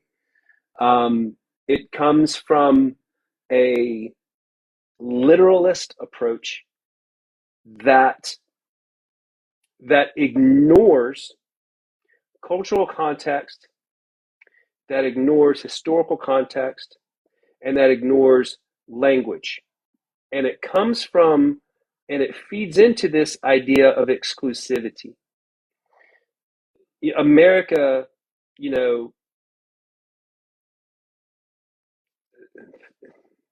the Plymouth Brethren, most of American faith is planted in Puritanism. It is. It is. And I know my family's partly responsible for that. So maybe I look at it as kind of like my mandate to kind of the sins of the fathers. No, I think a lot of it is, when I was a kid, I was just taught that was the truth. And if you didn't read it in the Bible that way, then you were wrong. And when that is the only thing that you are exposed to, I remember the first time I was in high school, and I was talking to, at that time I was in the faith but not really. Like I said, I was dabbling in a lot of different things, and I remember talking with this Presbyterian kid who was in the class, and I remember saying something about the rapture, and he was like, "What is that?" I was like, "You don't believe in the rapture?" And he was like, "I don't even know what you're talking about," And then I think that was like the first time, like seriously, in high school, because I grew up in the South. Like seriously, was the first time that I had heard somebody didn't believe in the rapture. And yeah, I grew up, I've got the rapture videos out there, but kind of like today, it was a little bit different today because we have social media. But back in 1988, there was this book, 88 Reasons Why the Rapture Will Occur in 1988, and that book had us so far in a tizzy. They let out my middle school. I was in a public school, And he Th- wrote 89 Reasons the year after when it failed. And then he wrote 90 and 91. Then he wrote 6 other books. Eventually, he gave up. He died. Edgar Wiseman. He died 2 years later. That dude, like that whole story is wild, man. I did a video Someone series on that. someone That mentioned in the that comment section said it's escapism, and it kind of goes that's back to what exactly we what said it is. before, like this They idea that want we are special, heaven is going up there because God is beyond and distant, he's not near. It's this yes, Santa Claus view of God that he is somewhere in the North Pole, and and he once it knows when you're he up, knows it when you're will be sleeping. He knows nice. when you're awake. He knows when you've been bad or good. So be for goodness sake. So, but you go back to sorry if I take another No, direction no, here, no, but man. That's good anyway. you emphasize Christ in you, Hmm. and okay, we in Christ, Christ in us. You also Yep. mentioned perichoresis, this divine dance of the mutual indwelling presence, which was what this beautiful woman discovered when you were there on the top of the mountain and gave her a hug, and there was just some, I don't know, supernatural Yeah. experience of love. So how, what does it mean to be in Christ and Christ in you, and how does it change you? How does it change the way that you approach people, right? Well, it came. What really happened is one day when I just admitted to myself that I was a mystic, and that is a scary word for a lot of Christians. Um, but I always say, if you believe that Jesus died on a cross and then was resurrected, and that he went to the Father, and that spirit fell, and that spirit resides in you, guess what? You're a mystic. That is a mystical, mysterious part of the mysterion. Paul's mysterion, mentioned 26 times in the New Testament. It is a mystery. It's a mystery. And I think that's the problem, that a lot of our modern faith, in many ways, is lacking, is we have lost the mystery. We have traded certainty for mystery. And what I mean by that is, I think we kind of danced around this a little bit, but I think that's the big thing with like the belief in the rapture and all that sort of stuff. It's not about mystery. It's about taking the most incredible book, the witness to the word. One of the things I talk about is, the Bible is the Bible. The word of God is the Logos, is Jesus, the Christ. And we have traded in the mystery and the wonder into something quantifiable that we can measure, that we can put on some dispensational chart, like we've figured it out, you know. But I just embrace the not knowing. You know, just the I don't have to know all the answers. It's God, but that Christ, that God also lives in me. That mystery, that is a mystery. That is the most mystical thing that I think a person could say, and we cheapen it by packaging it, into sound bites that, you want popsicles? Jesus wants to give you some popsicles. Like we cheapen it, you know, and we don't. We are an expression of the divine. We are an expression of the Christ living in this world. For me, it's I want people to understand the love and the freedom and the release. it's like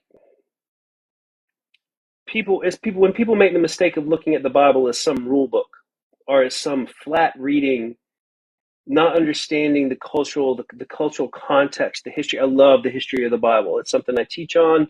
I love it. I love the history of how it was constructed, because most people, when they go to seminary, seminary was fun. Most people, when they go to seminary, especially when they come out of a fundamentalist or an evangelical background, 49% of people that go into seminary come out atheists.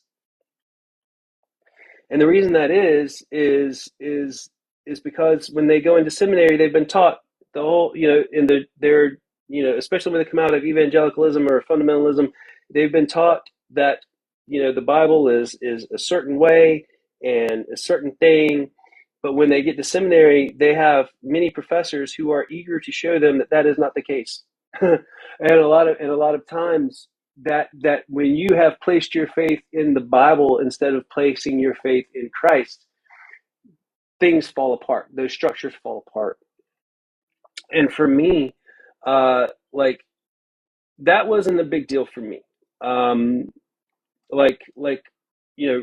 Wait, Moses didn't write the first 5 books of the Bible, like that wasn't a big, really, then going through and learning the, wait a minute, Paul didn't write all those books that are attributed to him. Wait a minute, if in a lot of ways that it's taught in seminary is kind of not a good way, I think, but I think, and that's one thing that I try to do, and I think I accomplish it in a small way, is when I explain these things, it's not faith in a book. The book is a witness. It's the most, next to the most beautiful book, but it's a witness to the Christ. I had a friend of mine used to tell a story, and he said, and it's a beautiful story, so I don't want to steal it directly from him, but the illusion is he was employed by a church, and it was his job to go pick up all the guest speakers from the airport. So they would give him a picture of the guest speaker. So he would go to the airport and he would hold up the picture and he'd look for the speaker and he'd say, hey, you're my guy. But if you spent too much time just looking at the picture is not the speaker, right? The picture is just a picture of, it's a direction to, it's a witness of.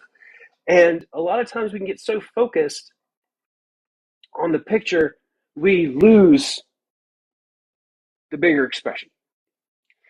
And what I often find is that people get so dogmatic about what they've been taught that when they go into seminary and they are given the truth about how things are put together, wait, God didn't write this? Like, wait a minute, it's under inspiration. It's theonostas. It's not theographic. It's not written by God. It's inspired by God. It's a man best explaining the experience of what they're going through, and so when you can step back from that, all of a sudden the Bible becomes richer, it becomes fuller. When you see the historic context and the cultural context, and you begin to see all these things and the way that they work together, and you realize just how incredible this library of books is, because that's what it is. It's a library.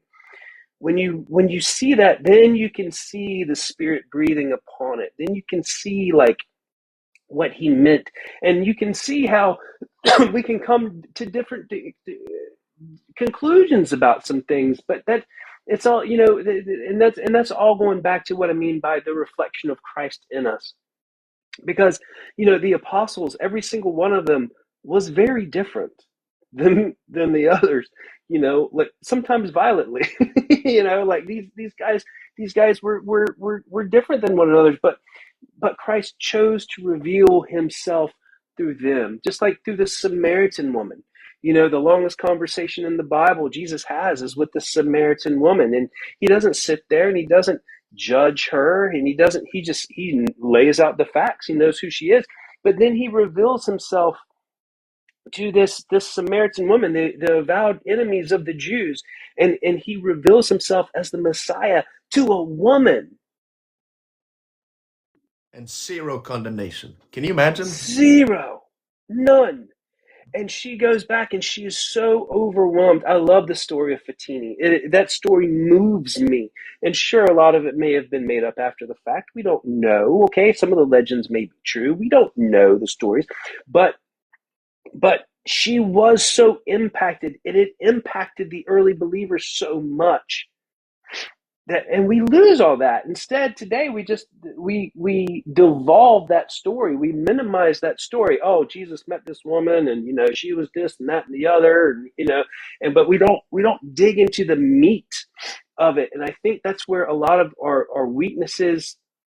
I see so much of our faith as so shallow and so me focused, and so it's all about me, and my wife and I, we just we just didn't want to have any part of that. And this is, it's just this idea that is all about me. Well, yeah, Jesus is all about me, and sure, and I'm all about him, and I get all that, but like,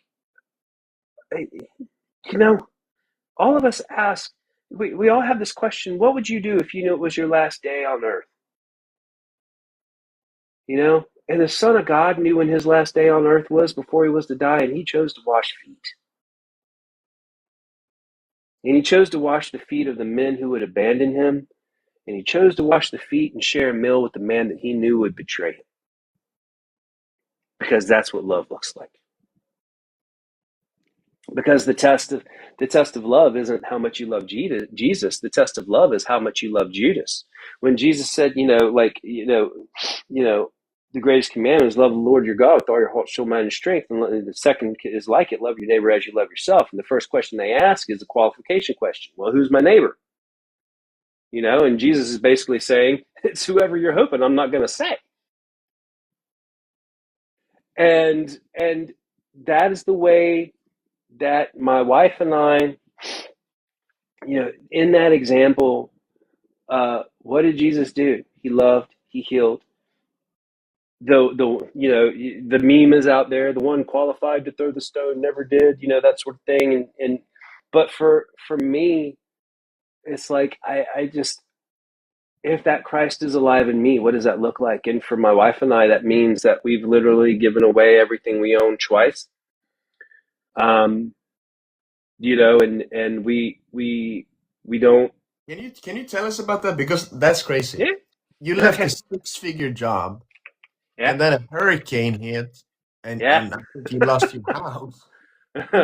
No, And then you go and say, "Hey, let's just leave everything, sell everything that we have, and become missionaries." Like, we gave it away. So, you gave it away. yeah. So, all right. So, in 2017, I started having these dreams. It started with this tower on a hill. And in this dream, I heard the Lord say, "This is the first place." I was like, all right, interesting. So I knew there's more to the dream. I started doing research, find out that this is a real place in Glastonbury, England, called Glastonbury Tor. This huge new age center. Nowadays, it's crazy stories. You look into it. It's awesome stuff. If you want good mysteries, look into that. So my wife and I start having these other dreams, and they're all in these places in Wales. So I'm like, all right, I think the Lord is finally answering our mission dream. Is going to send us overseas to Wales. Didn't know anybody in Wales, didn't know anything. And so in the meantime, we get linked up with, anybody that's done long-term missions know you got to play a politics game with getting visas and sending agencies. I mean, for a lot of places, you don't need a visa. Like I could go down to Honduras and every 90 days just go to the border and get my visa renewed. But to go to a first world country, you can't really do that. There's a big long vetting process. Brexit was getting ready to go on. Wales is part of the United Kingdom, so everyone was like, you're not going to be able to get a visa. It's not going to happen. No one would talk to us until finally we got put in touch with this amazing man. I don't want to say his name because I don't want his phone to blow up, but this beautiful man, and he was like, I can help you get to Wells. I'll back you, but you got to work with this church for a couple of months, and as a pastor, again. I was like, all right, that's fine. I can do that. And so we had made plans to get on the way, and we knew it was going to happen just because there were so many impossibilities with it. Everyone was like, it was going to be expensive. Moving at the time, we had 3 children. We did not know it, but my wife would soon be pregnant with our 4th. And but what happened? We finally started moving forward. I quit my job in August of 2018. We were planning on leaving in October of 2018. We were waiting on visa approvals from the UK government. And we were trying to sell all our stuff to raise money. My wife had a dream of people just coming in our house and walking out and leaving behind. So we were like, all right, well, let's sell everything. So right before we started selling anything, we get hit with, and we lived at the coast. My wife and I have always lived around the ocean. And this hurricane was crazy because we lived in a town that gets hit with a hurricane every year, no big deal.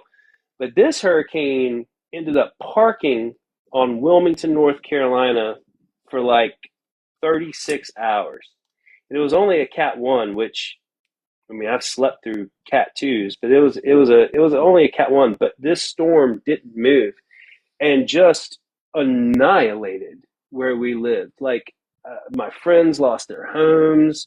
Like we it was bad.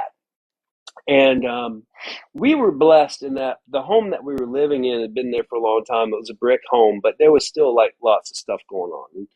And so then it's like, well, we can't sell our stuff now, right? I'm not gonna sell my pots and pans to somebody that just lost everything. Really? I mean, if we're gonna be like Christ, if we're gonna go Acts church style, right? It's like we just gotta we gotta let it go. So, and that was hard because that scared us because we had 2 cars. We were standing. I had a great job. We had a beautiful house. We lived in a great part of town. And I'd left the job, and part of that, I'm a budget-minded person. Like in my brain, I'm always like, putting up cost analysis and stuff like that. And I was like, all right, well, hey, and we'll just give everything away and just trust in the Lord. The Lord's got us this far. This is our plan. We're committed to it. And the town was just ravaged. Our church that we had helped plant was completely flooded. We're sitting here going, what are we going to do? Like, we're supposed to be leaving. So we ended up gutting out the church. Our last week in town basically was gutting out the church. We're fundraising, right? What are we going to do now? Like, we're totally screwed, like in our brains, like it's not going to happen. What do we do? We're moving. We've already leaving our house. What are we going to do? So it was just like, we just got to trust. We got to move in faith. And so that's what we did. And I got a call from one of the sending agencies guys, and he was like, this will be a neat story. I always leave this one out. Okay. So get a call from the sending agency that we were working with. And again, I don't want to name names, but I get a call from the sending agency, and they're like, we heard there's been, issues with your house. Your visa still hasn't been approved. We have a missionary house you guys can live in, for a month or 2 until you leave. And I was like, that's amazing. Thank you. Thank you so much. And so but it was about 2 hours away from where we were living, in the middle of nowhere. Nowhere. I mean, just in the middle of nowhere, like fields all around. There was a pig slaughtering place like 2 blocks away. Like we're in the middle of nowhere. And so we get there, but where this little town is where this denomination had exploded in the early 1900s. And there is this it's a it's called the Octagon. It's this house, this octagon house. We didn't live in the house, but it was next to the house, and it was this old chapel, this old wooden chapel, and it's where all the bylaws. I think my earphones are about to die, but it's where the bylaws uh, of the denomination were founded. Now, take these out. Can you still hear me? Okay, so this denomination is the same denomination that kicked my dad to the curb back in the 80s. But this denomination was backing my visa as kind of a legacy thing, because my dad used to be the assistant, even though he was kicked out in the early 80s. But what happened is, and this is just God, is during all this, we move into this, we're getting moved in, the guy that oversees this conference now pulled me into the Octagon building where all these rules and bylaws were put into place back in the early 1900s. And as he wants me to look around, and he's like, I want you to go stand at that podium right there. He goes, that's the original pulpit. He goes, I want you to go stand right there. And I went and I stood behind this podium. And you can feel the spiritual weight, right? You know, like these men that had come before, these women that had come before. And I'm standing there, and he looked at me. He said, on behalf of this branch of the denomination, he goes, I want to apologize what was done to you and your father back in 1981. I ask that you forgive, and he said, I ask that you forgive us for what we did to your family, and we want to make things right, which is why we're standing behind you on getting your visa. And that was huge for me, because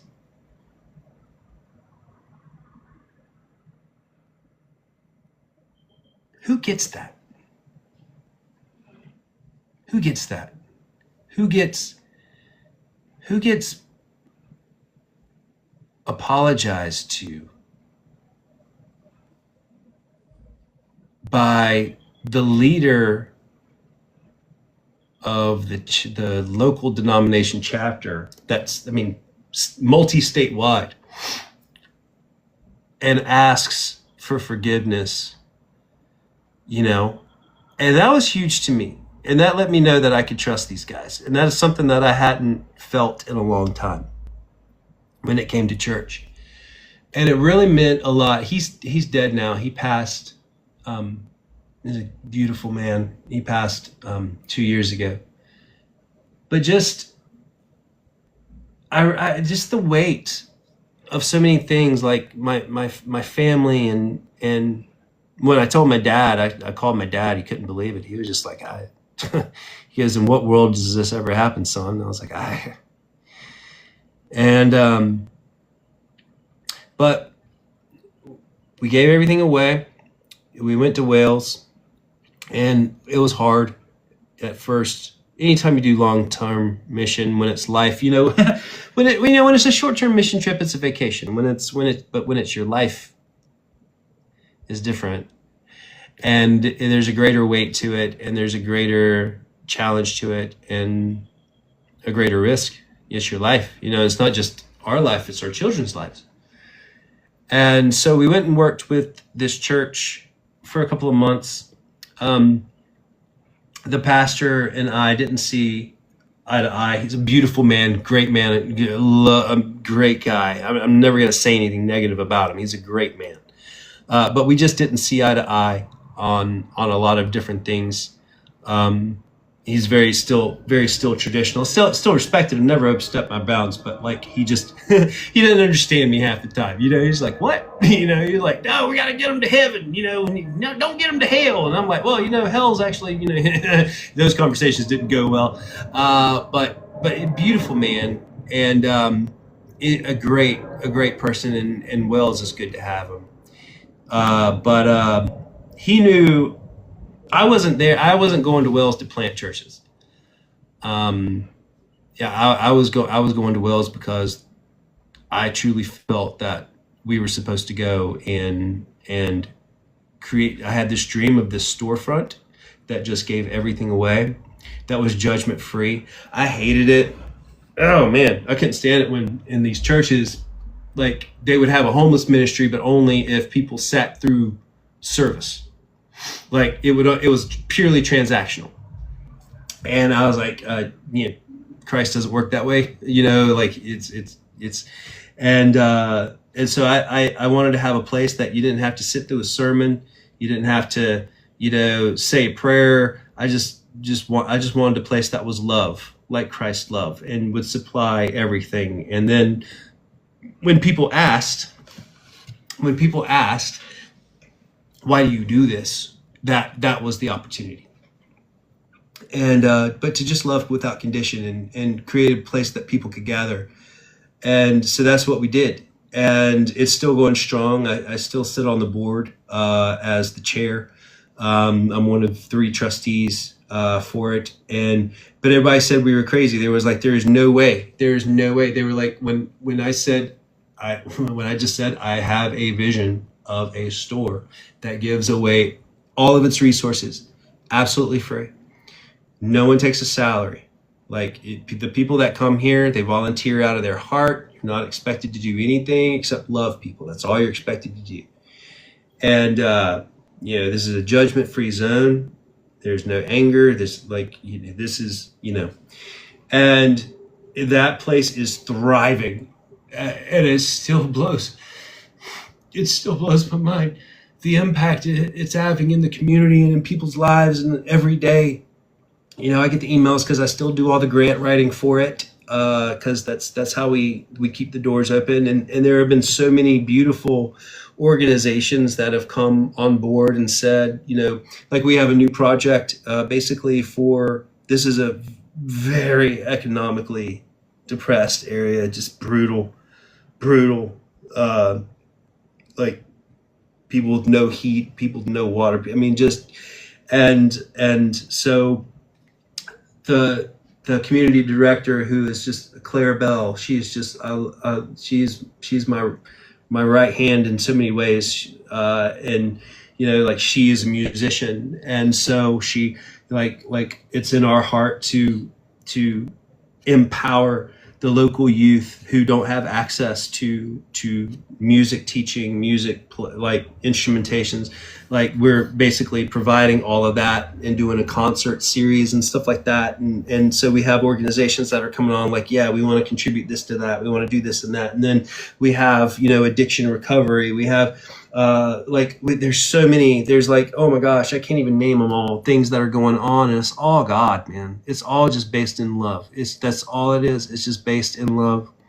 And we work with other groups. Like we feed hundreds of people. I mean, it's just the stuff what came out of that. And the Lord was very clear. And I know people say I sound psychotic when I say stuff like this, but the mandate was very clear to not have any church governance over that organization. And a lot of people are like, what, you don't like churches? It's like, no, it's not that at all. It's just that whenever you work with churches, not all churches, but many churches, there is a tit for tat game that goes on. And the minute that something kind of goes south, people try to exert control and try to make it religiously oriented. And we just want to keep it clear because, it sucks to say this, man, but churches are so territorial in a lot of ways. Not all of them, obviously, but many of them are. and they don't want to get involved with something unless they have control over it or a sign over it. and we wanted to be free and independent of that, and say, if you want to help us, we support you. We do support you. We do support the churches. We want to support you. We want to do these things, but you don't get any say. And because of that, there are a lot of churches, when they found out that they, can't have the say, they don't want to have anything to do with it, and that's okay. There are other churches that do. They're just like, oh man, you're helping people, you're loving people, let's jump on it. So I don't want to broad brush things there, but it's an independent charity. It's a registered charity, and it's brilliant. But then in 2021, I started having these visions of this farm that fed people. And it's the same thing, and I always go back to, it's interesting to me that Jesus, Christ, had every opportunity, could have come and had anybody, follow him, but he didn't choose the religious elite. He didn't choose that. He chose farmers. He chose fishermen. He chose the least of these. He chose, that's the thing, man. Like, he chose them and they chose him. It's like, I was talking about this the other day with someone, like, when, James and John and Peter, the Bible just says, and they followed him. They didn't see him do anything yet, but there was just something so beautiful, so magnetic, so overwhelming, so powerful and so loving that they said, yeah, that's what I want. And so before we continue, I had these visions of this farm that was just feeding people, that people would come to stay at, to help grow things, to learn how to do that, and then go back to where they were and learning these principles of water filtration and raising fish and raising food and giving it to those in need. And so in 2021, we were connected with a person who has a similar project here in Puerto Rico, and he's in North Puerto Rico. We're in West Puerto Rico, but we came and visited, and that is when we learned about Puerto Rico and the horrific things that go on here, that the American public has no clue about. Not because they're willfully ignorant, but it's just not something that's talked about a lot. And we were just blown away what this man was doing. This group was doing with just 7 acres of farmland and feeding 600 people a month. And it just blew my grid completely. Just seeing that he was a former pastor. He had left. He's still a man of faith, but had left the church because he's Puerto Rican, and he was working with the church, a very large church. And when Maria hit in 2017, the church got involved more of the politics of it instead of actually helping.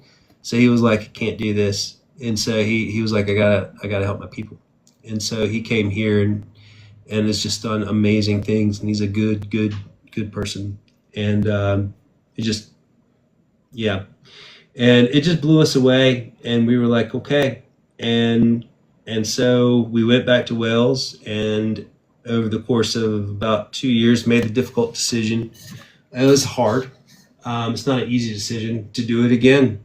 And so we did it again. We gave away everything. Here we are. And we're still in process here. It's been slow going. Part of the difficulty here is things take longer here.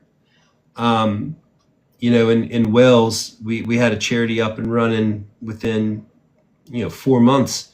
Here, it's been a process getting the 501c3 approval. There's a lot of things that go on behind the scenes here. So it takes time, but it's not wasted time. The things that that God's been doing since we're here, and has been incredible. But we just, like I said, it's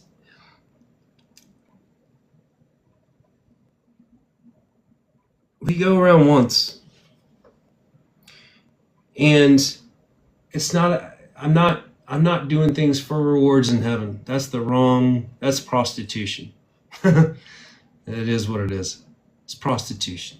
Like when I'm doing this because I'm going to get a crown. No, that's prostitution. Yeah, that's being a spiritual prostitute. I don't do things because I get things in return. I do them because of the Christ in me. That's the expression of Christ in me. Are there times I want to live selfishly? You better believe it. Absolutely. It's,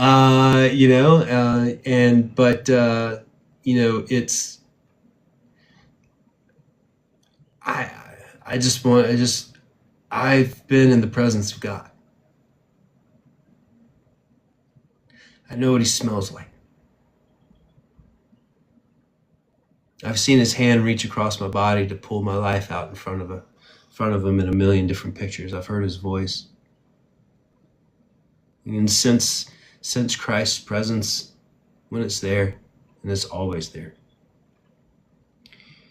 And I'm just a firm believer in looking out and choosing to see the glory of the Lord, even in the pain, even when things fall apart, even when things don't go right, even when my child my little man got hurt last night goofing around, as little boys do. I got 3 little boys. He got hurt really bad, and he was in a lot of pain. But even in that, seeing the glory of the Lord when my son took his last breaths. And I know it's hard because we live in a world that has suffering and has pain, but it's been dealt with. Sin and death have been dealt with. I believe Jesus is who he says he is. I believe Jesus when he said it is finished. And I believe it. It's finished. I just have to walk in that reality.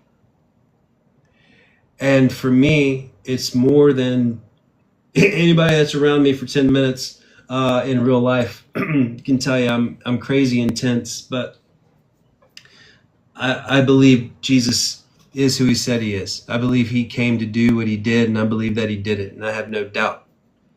But I also believe his love is bigger than anything I can explain. I believe that even those that say they don't know him have never. I believe they do in their heart of hearts. Scripture says, every knee shall bow and every tongue shall confess that Jesus is Lord. But what's left out of the translation is that what it actually says is every knee shall bow and every tongue shall gladly confess that Jesus is Lord. And I believe that's true. I believe it's true. Because I've never met one person who hasn't witnessed the actual love of the Lord, who hasn't said, I want to know more about that. And I believe that our problem in our faith is that we have a lot of people that talk about Christ, but we don't have a lot of people who live like Christ. And I don't live like Christ to the best of my ability. I will be the first to admit, and I fail constantly, but I want to. And it means so much to me for people to know who Christ really is. How people have no idea how much they are loved. People have no idea how much they are cherished. People have no idea. But they are.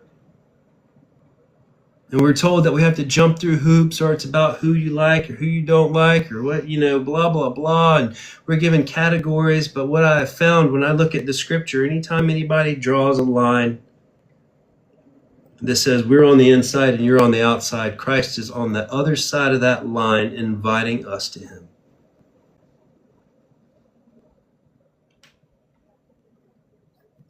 I just believe in the goodness of God. Even with all the pain that I've been through in my life, even with all the rejection, the mistrust, the hurt, the pain, the death, God's good. He created this earth and said it's good. That's why I don't believe in original sin. That's an Augustinian 4th century concept.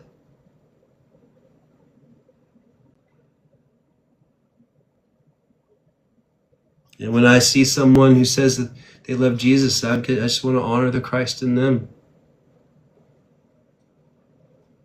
So yeah, man. Can you hear me now? I can hear you now. Okay, because I know you took your microphones off. First of all, before I ask the question, we have to know how to support the mission. How can we support the mission? So there's a couple of ways. If you go in my tap link, I have a link in my profile. There's giving for the gathering place. That's a PayPal link, I think. There's also a donor box for Awake to Dream, and that's currently what we're doing in Puerto Rico. Now, donor box is for 501c3 charities. Going through them gives you a receipt that you can use at tax time if you're in the U.S. Or if you get benefit for donating to U.S.-based charities. Because Puerto Rico is American. They are Americans. There's a lot of people that are like, I only want to help Americans. Puerto Ricans are Americans. Per capita, they provide more people to the U.S. military than any other state. So with that in mind, you're helping Americans. With DonorBox, there's PayPal, Stripe. You can use Venmo if you want to do that. There's some people that prefer Venmo. But everything is tax deductible. With DonorBox, you can actually decide where it goes. Right now, we're in process of trying to raise money for land. This has been a struggle that we weren't encountering because when we first moved here, grants were everywhere. We had a couple that was working with us. They were going to provide the initial down payment for a large parcel of land.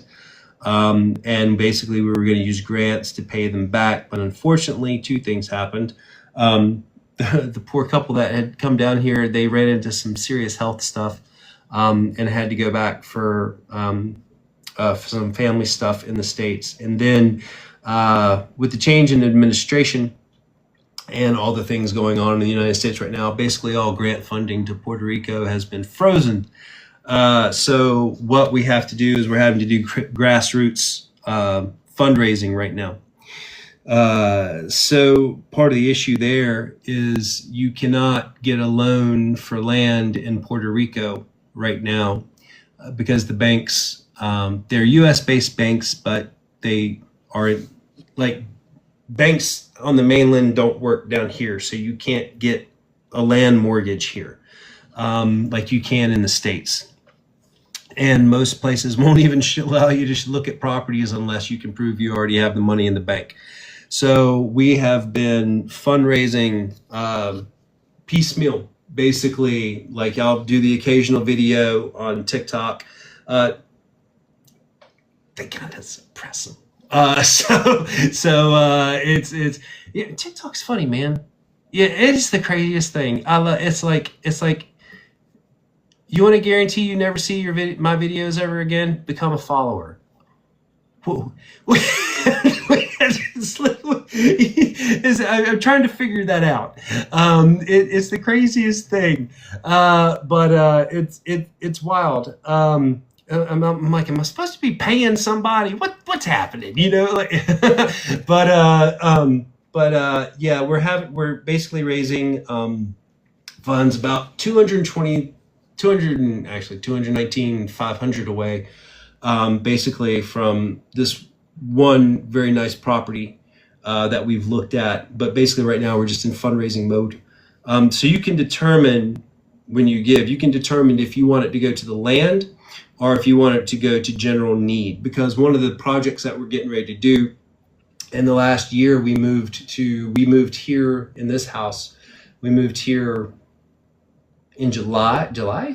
So we've been here, no, June. So we've been here for 6 months, and it's a nice size property. And so the landlord's given us permission to go ahead and start in this property and start installing urban design gardens. So one of the things that we're doing while we're waiting for the new property is for the bigger property is to start working on urban garden development and using some kind of really cool concepts and ideas to facilitate expedient growth. So we're going to start putting that stuff in here in January, and we're really excited about that. We've got about 31 banana trees, a couple of papaya, mangoes, all that sorts. But we're gonna start doing that, and then what we're gonna do is start doing like once a month workshops. But all of that is still in movement phase. So that's one thing you can do. Then there's, like I said, there's a giving link for the gathering place. If you're in the UK, that's HMRC. So you can actually get tax benefit for that as well. So, but anywhere else from around the world, anything done through DonorBox, as long as you can use Stripe or PayPal, you can do that. You don't have to use Venmo. But that's the big thing with support for that. But the biggest thing for me is just spreading the word. It's wild.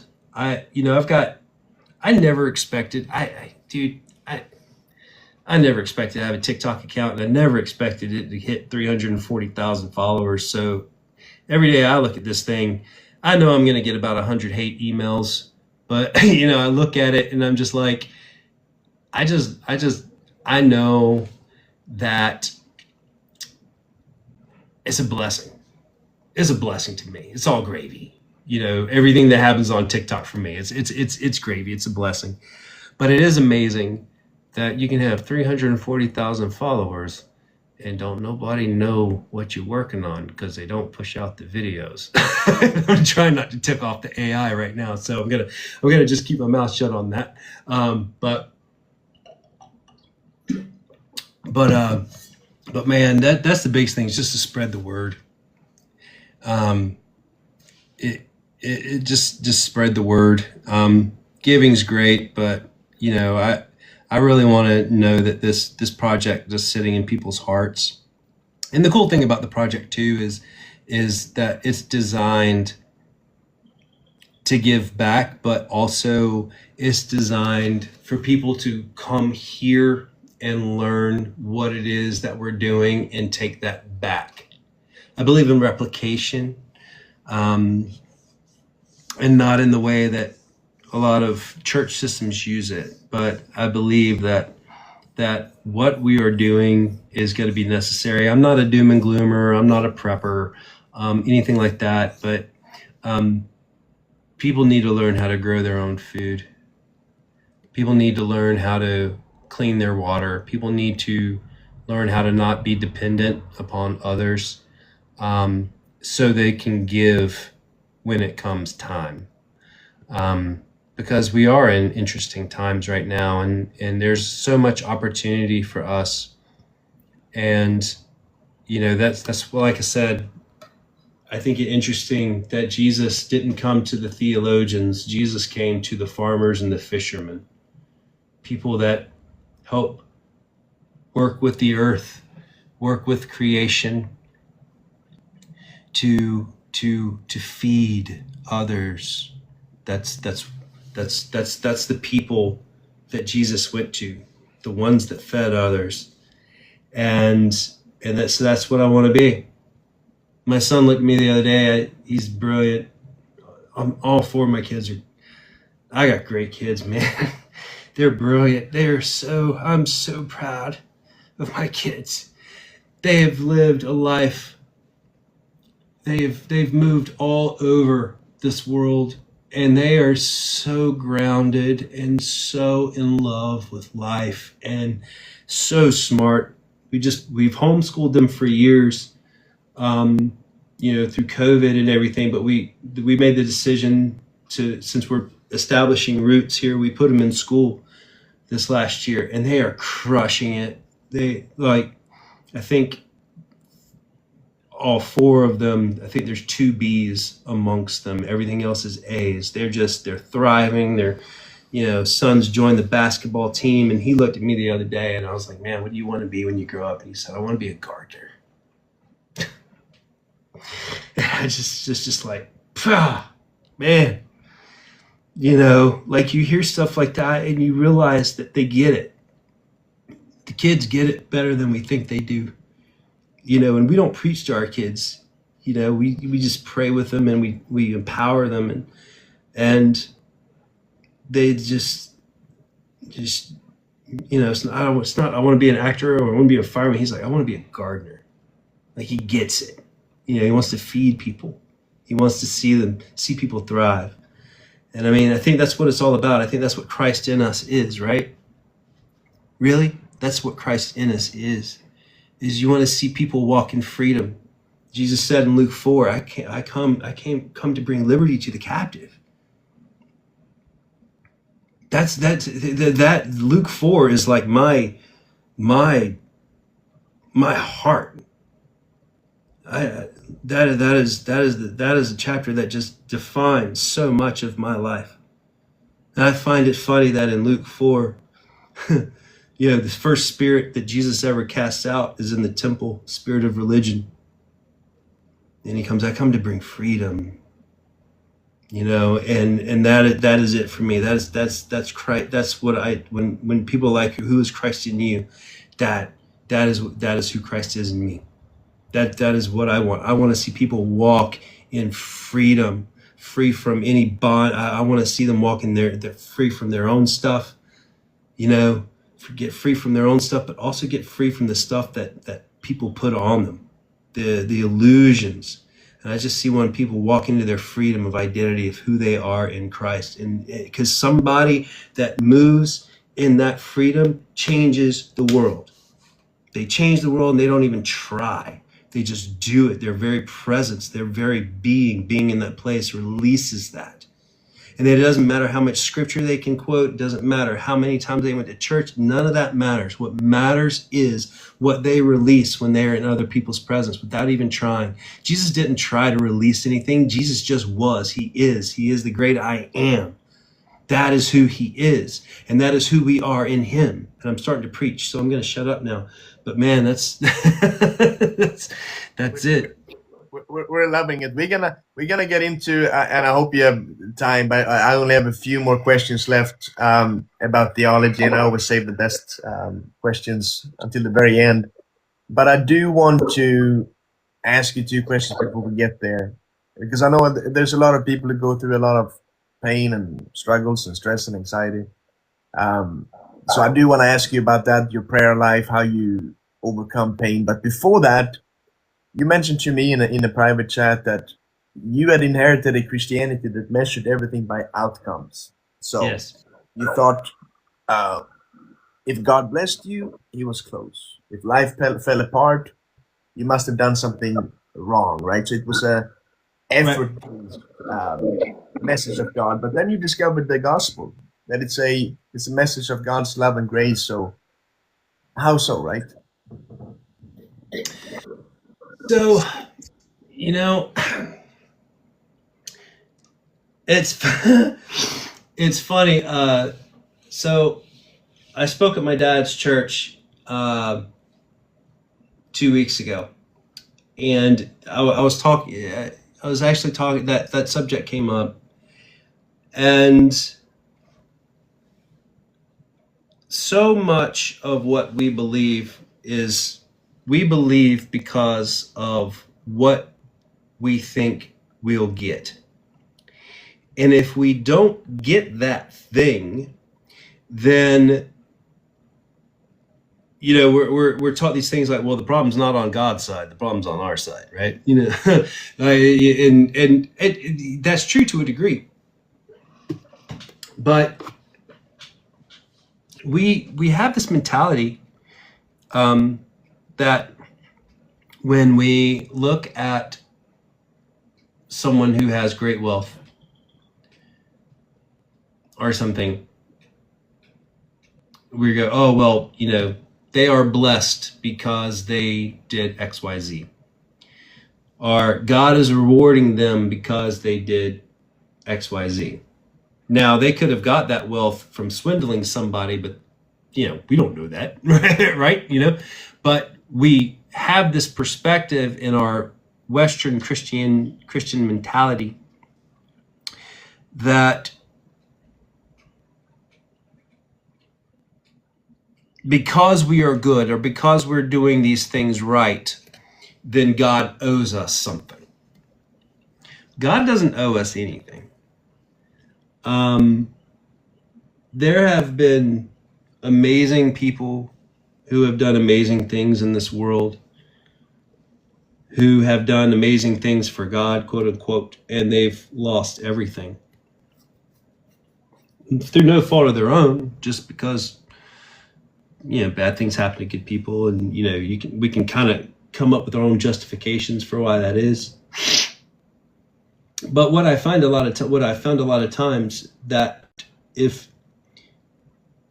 and I am harsh in this, and I do say this often, is that the gospel that a lot of us are taught creates spiritual prostitutes. We come to God because of what we get, and we see blessing as something that we're getting because of a certain way that we have been in our performance or whatever. But what happens is when those things fall apart, or if something happens, well, I put it kind of like this. So, when a ministry leader, when they're let's say their son dies, okay, or they get cancer, in our fractured separation mentality of reasoning, we say, oh, well, that's happening because they have unforgiveness in their heart. Or that's happening because, blah, blah, blah, blah, blah. And we're casting judgment. And in a lot of ways, just a cursory read through some of the comments that comes on your page and comes on my page and comes on other folks on TikTok's pages or whatever. It's all bunk. It's all just human reasoning trying to figure out why things are the way they are. God never promised us an escape from pain. And he sure didn't say our lives on earth would get better. But that's why we're supposed to take heart in Christ, because Christ has overcome the world. And if Christ is living in us, then we have that opportunity, if we so choose, to be the same way. So I find that a lot of times, instead of, we love to ask to escape pain. And I mean, that's valid. I mean, nobody wants to go through pain. It's a valid thing to ask for. But there are oftentimes I find that, and I know this sounds contrary to the Western gospel, but Christ wants to be with us in that pain. We don't come to Christ to escape our problems. We come to Christ because of who Christ is and who Christ is in us. I find it interesting that the greatest moment of pain I ever encountered in my life, when my son died, was also one of the most powerful expressions of love I ever felt in my life. And I know a lot of people don't understand that, because it's so foreign and it's hard. I think about my little boy all the time. He'd be 15 years old 7 days ago.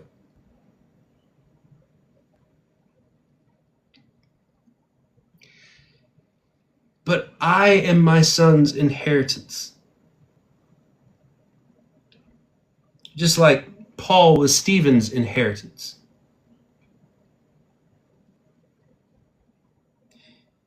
It's a powerful story. Paul holding the clothes of those who stoned Stephen. But I can't help but think Paul, in watching Stephen, something moved that enabled that crack, that little sliver, that little fracture was what made the incident on the road to Damascus possible. And I can only imagine that encounter on the other side of the veil, when Stephen was held by Jesus, who stood up from that throne. And Jesus said, "Now watch." If my son had not passed, I would not be anywhere near the man I am today. Is the very definition of beauty from ashes, a phoenix rising.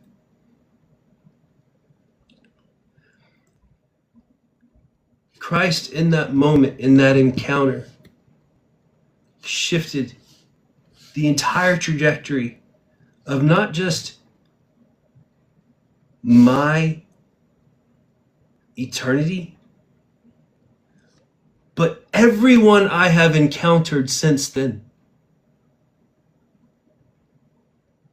We get so lost and confused focusing on these little individual things. But when we step back and when we zoom out and we look at things with heaven's eyes, because we're seated in Christ in heavenly places, so we have that ability to step back and see through heaven's eyes.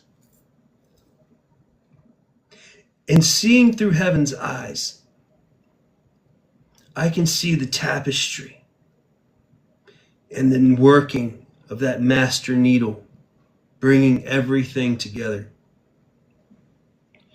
And so that's what I mean by, it's not measured by outcome, it's measured by being in the dance, of being in the dance of Father, Son, Holy Spirit, of being in that, placed in the center of that dance, and just learning the movement. Pain will come, but I'm not alone in that pain. Happiness will come. I'm not alone in that happiness.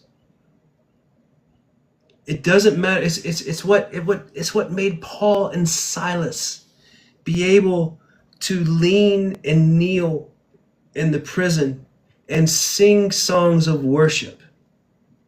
They didn't sing songs of worship because they thought they were going to escape. They sang songs of worship because they were in that place of realizing where they were in the dance, of realizing who they were.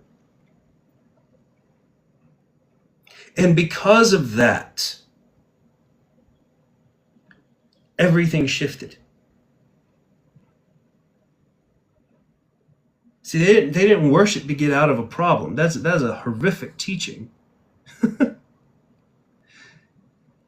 They just worshiped because they knew that they were in the presence of the one to worship, because they were in the middle of that dance and everything shifted because of it. It's not about getting out of your problems. It's not about having a good life. It's not being free of pain. That's all all of that is ridiculous. All that's self-serving. It's horrific. But when you just joy in the dance, that you are literally being placed, that we are each one of us placed in the center of eternity, that God thought of us before the foundation of the world, that before Before he formed us in the womb, he knew us. It just wrecks your mind, the mystery of it, the beauty of it. We get so wrapped up in certainty, but when we embrace the mystery, that's when everything expands. That's when everything explodes. That's when all of us realize this is so much bigger than me.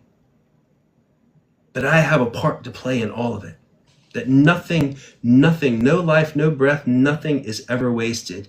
Because from all things come from him, all things return to him. It's beyond comprehension, but I love the mystery of it. And that's why I get frustrated with people who think they got it all figured out, because I'm like, man, we don't know nothing. The mysteries of the universe. Yeah. But the biggest one is we are loved. Doesn't matter if you're a Santeurian priest on the top of a mountain. You're loved.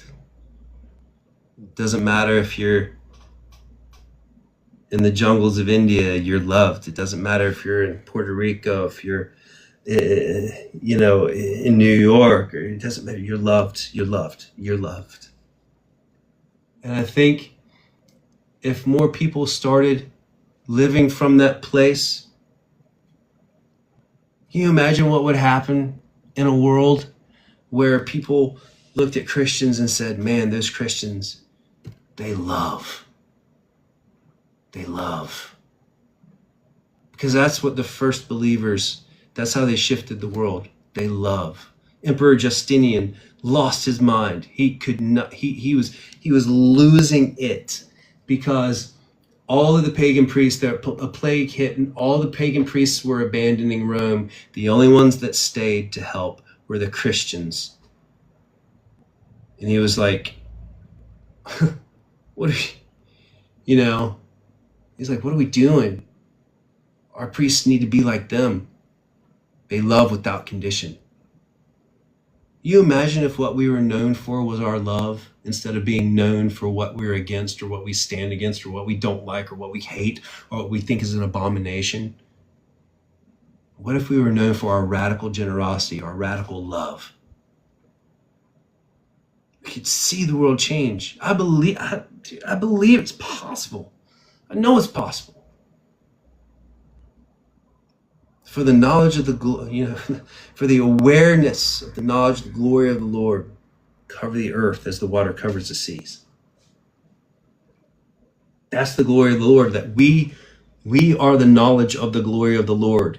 It's what we choose to do with it. And too many of us make the wrong choice, but I still have hope. I wake up every day with hope. That's why I don't lose it when people leave nasty comments. That's why I don't lose it when people just don't understand. That's why I don't lose it, and why I'm not going to play that game of getting into arguments and all that sort of stuff. It doesn't accomplish anything. But I know it accomplishes something, and that's love. So yeah. You are loved. In fact, in every outreach and every mission that I do, my ministry is more preaching based. Although we do help the poor and persecuted, etc., do social work. But every time I preach on the stage, we have a banner saying "You are loved." So that's our message. I want to ask you who Jesus is, and this is when we get to the juicy questions. It's the 3 last questions here. But who is Jesus? What's his message? And why do you love him?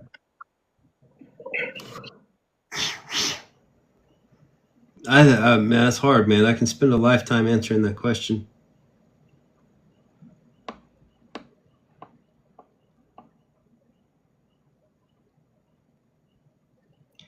I don't think I could.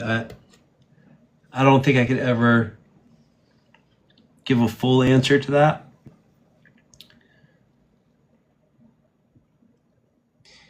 I think we have to ask, what is love? And I know we could wax theological and goes, well, there, there's agape love. There's, we can go down the list.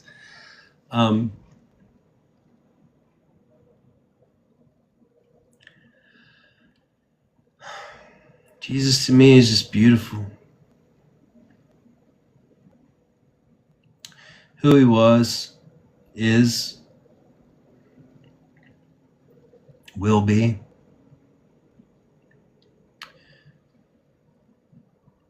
Jesus is never quite what you expect, though. They thought they knew what the Christ would be like, and they were completely wrong. And they had all the scripture in the world. And I think we make that same mistake. In fact, I know we do.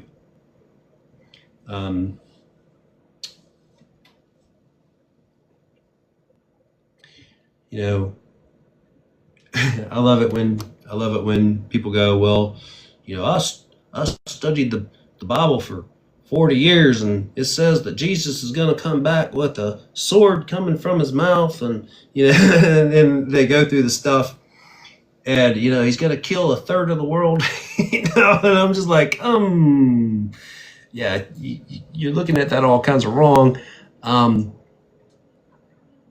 He's fierce, but from a position of love. The scripture, we love because he first loved us. So everything starts with him.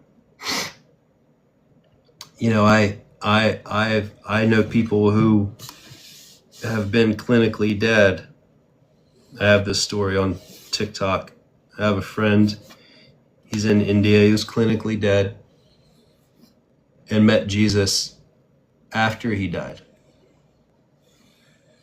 And had never heard the name Jesus. He had heard Isa, that name, but he had never heard the name Jesus.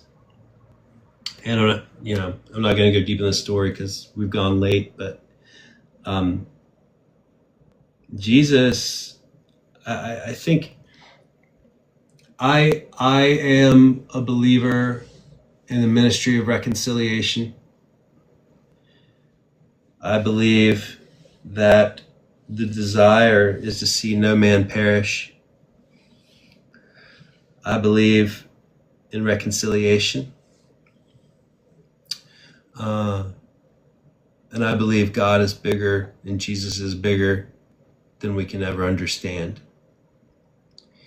What strikes me as funny is that Revelation gives us a scene of the elders casting their crowns at Jesus' feet. But what I love is what is implied. And it's not stated, because it might not have been revealed to John when it happened, I don't know. But one time I was in prayer and I was thinking about this scene of this woman. A friend of ours had painted us this painting of Jesus' feet and crowns laying at his feet. And I was focusing on that one night in prayer, just chilling. And my prayer life is a bit like Brother Lawrence. I'm not a person that sits for hours in prayer. I'm a person that just moves in a continual state, I think. Not always, but most of the time my prayer life is very active. And I was looking at this. I remember I was looking at this painting, and the Lord was like, "How do those crowns get back on those elders' heads?" And I was like, "Because you put them there." And he was like, "That's right." And that just these concepts that we see these angels, the seraphim, staring, holy, holy, holy. Crowd, and we're just like, man, what kind of God needs that, right? That sounds selfish. A God that needs these angels to worship him at all times. I'm like, that's not what's going on. These seraphim are screaming out, holy, holy, holy, because for all eternity they're seeing a new, beautiful portion of God. And so when I think of Christ, that's what I think of. I think, who is Jesus? Jesus is the Christ. He's the Messiah. He's the one, the way, the truth, and the life. He shows us the way to the Father's heart. And to me, that's who Jesus is. He's the one that said, this is how it's done. Now, greater things will you do. And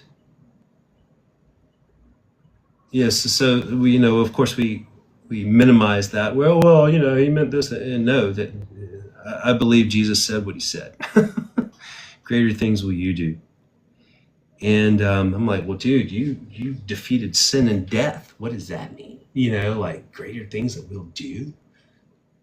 The biggest challenge I ever received, kind of the reprimand, I'm actually teaching on that this weekend, is I was praying one night, and I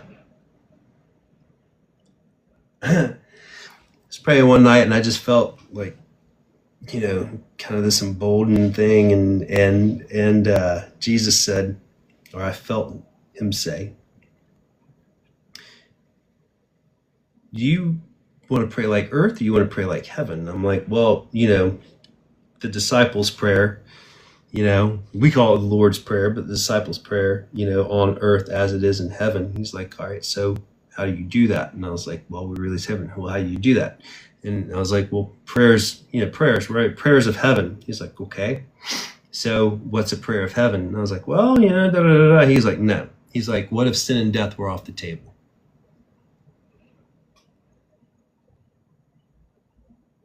I was like, interesting. He's like, what would you pray for if sin and death were off the table?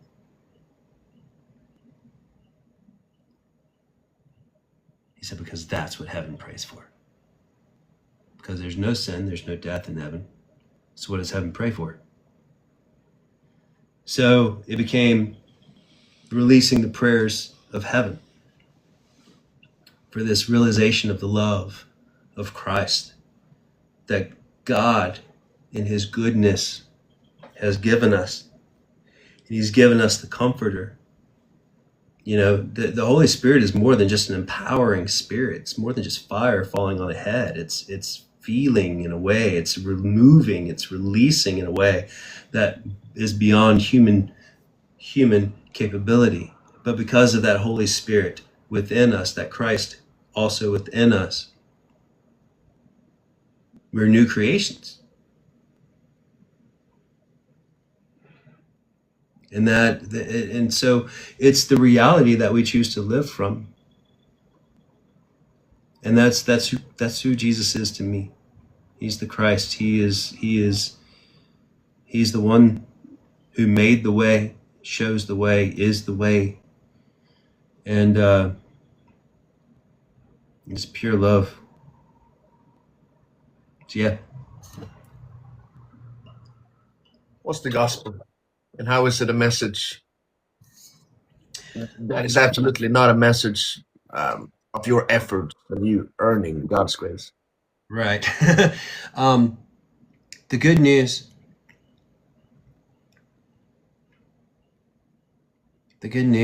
is that it's finished. The good news is that the kingdom is here. The kingdom is now. I hear all the time, we say the kingdom is now and not yet. I think that not yet is because of our limitation. Because Jesus said the kingdom's here. Repent, We look at that as, of course, groveling, oh God, I'm such a lowly worm, more of you, Lord, less of me, that stuff. And that's not the good news. It's shift your mind, shift your perspective, shift your lens, shift your reasoning, shift everything, move to this understanding. The kingdom's now, you are loved.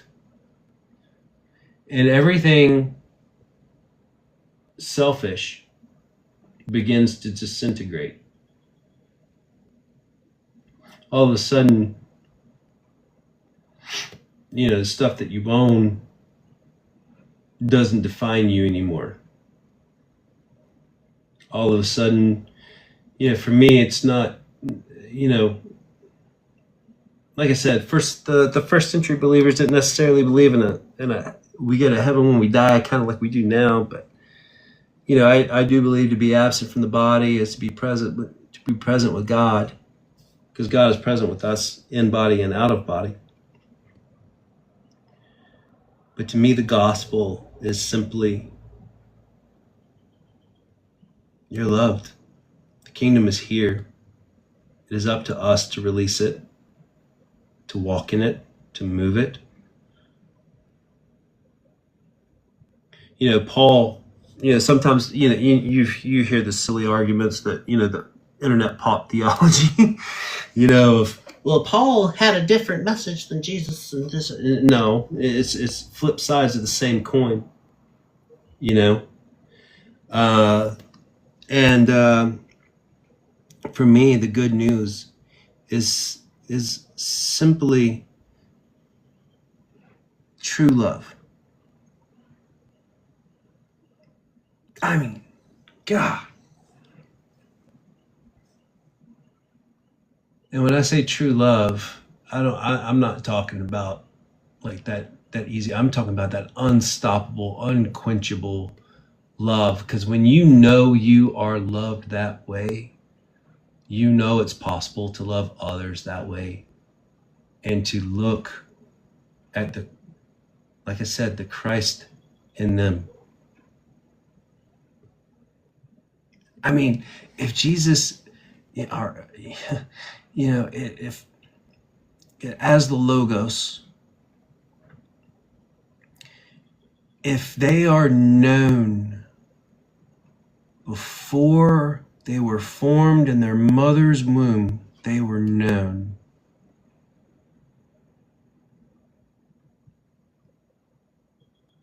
That's everybody. That's all 8 billion people on the planet right now. They were known before they formed in the womb. They don't know who they are. They don't know who they're loved. They don't know they're loved.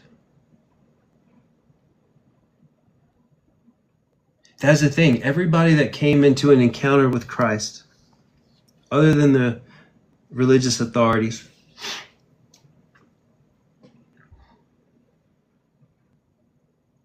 they came to Jesus, man. They came to him because they realized they were loved. Even in their mess, loved. So for me, the good news is that the kingdom is here. What is the kingdom? The kingdom of God. What is the kingdom of God? Mercy, justice, righteousness, love.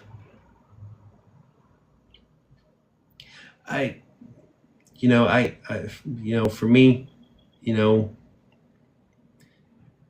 that love carries a lot. There's a lot of people I don't want to love. There's a lot of people I don't want to like. There's a lot of people it's hard. It's part of the mystery. It's hard, but it's not hard. It's part of the mystery. But like I said, I think it's time we move into, if we're really going to carry Christ and we're going to carry his name. Yeah, I heard somebody said it today, and I was like, preach, sister. Said, before we need to worry about putting Christ in Christmas, we need to put Christ in Christian. And, that doesn't mean, Jesus, people will take what I'm saying right now, and it makes them so uncomfortable. They'll take it to another extreme. Oh, we're just going to love everybody, and like all that sort of stuff. And I understand where you're coming from. I'm not trying to be pedantic, but it's true, man. Like the base place, like if you know you were fully loved, how would you actually live? Because most people don't know that they're actually loved. Most people don't. I know I am blessed because I had some powerful encounters that I can only say are supernatural. I know it. Okay, I know it, and I know that's frustrating for people to hear. So one reason I don't talk about it that much on social media is because I know that there is a set of people who are going to hear that, and like I said, and immediately shortchange themselves because the way they've been made to feel about faith, about religion, about Jesus, about God, or their only exposure has been through, hellfire and brimstone preaching, or sinners in the hands of an angry God, or or whatever mega church scandals hitting this week. But if we could only move with that peace that surpasses all understanding, if we only lived lives that reflected the fruit of the Spirit, love, joy, peace, patience, kindness, goodness, faithfulness, gentleness, self-control, if we only moved from those places, I believe. This is my problem. Is I believe in the church. And when I say church, I don't mean necessarily the institution. I mean the ecclesia and all that good stuff. But the reason I get so harsh about it and I get so critical about it, and in a lot of my posts, I expose how the institutional corrupts some things. The reason I do that is because I know what we're capable of. I know that if we actually stepped into and did what we were commanded to do, when I look around and I see poverty, that's the church's fault. When I look around and I see war, that's the church's fault. When I look around and I see genocide and pain, that's the church's fault. That's our fault. Because we can whine all day long and say, God, why don't you do this? Why don't you did this? Why don't you? God says, I did all that. And you have Christ in you. What are you doing with it?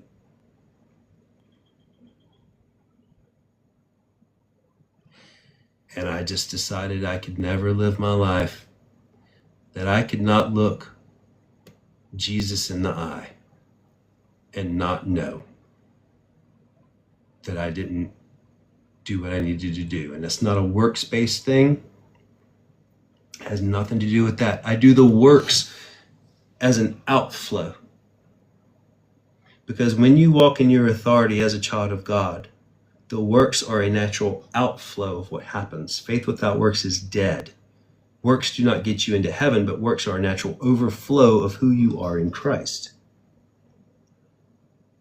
Who you are in Christ means nothing if the world isn't changing because of it. Jesus just entered a situation, and when he entered a situation, the world shifted around him because of who he was. And then when he left, the same thing happened to the apostles. Peter said, silver and gold I do not have, but what I have I give you. And then we focus on in the name or the authority of Jesus of Nazareth, get up and walk. But what he said was, what I have, I give you.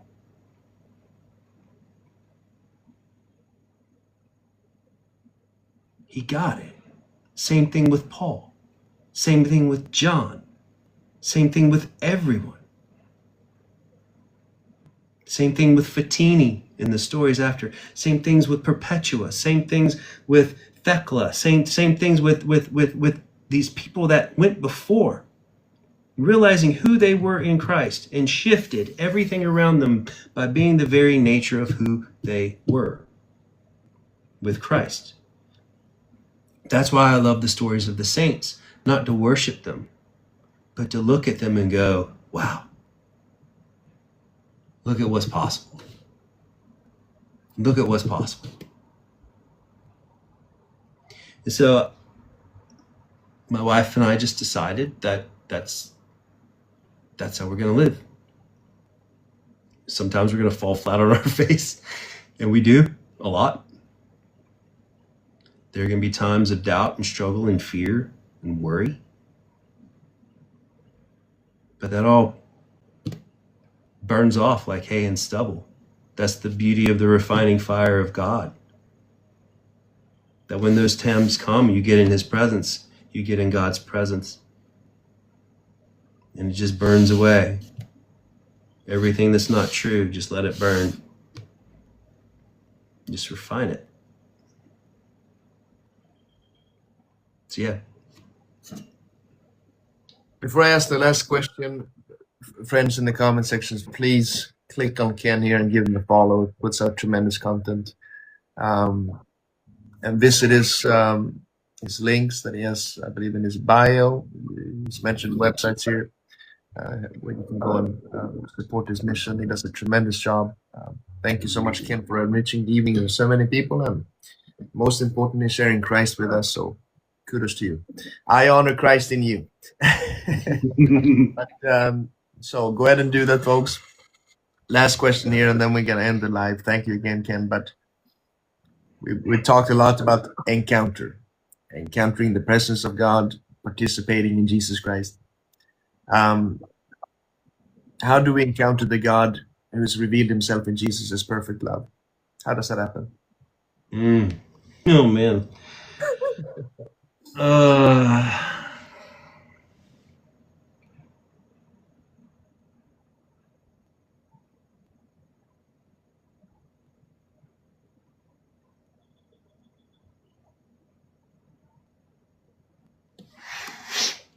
Yeah, I guess I've told some of the stories of small things,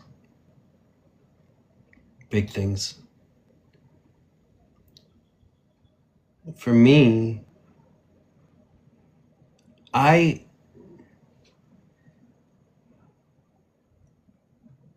feel Christ more and feel him all the time. But I feel Christ in me more when I'm giving. And I don't just mean money. Really, when I get time. I mean, time is the most precious resource. You know, that's the one thing that flows out but doesn't flow back.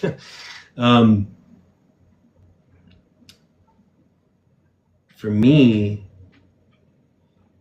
it's just expressing love. And when I give, I acknowledge where that actually comes from.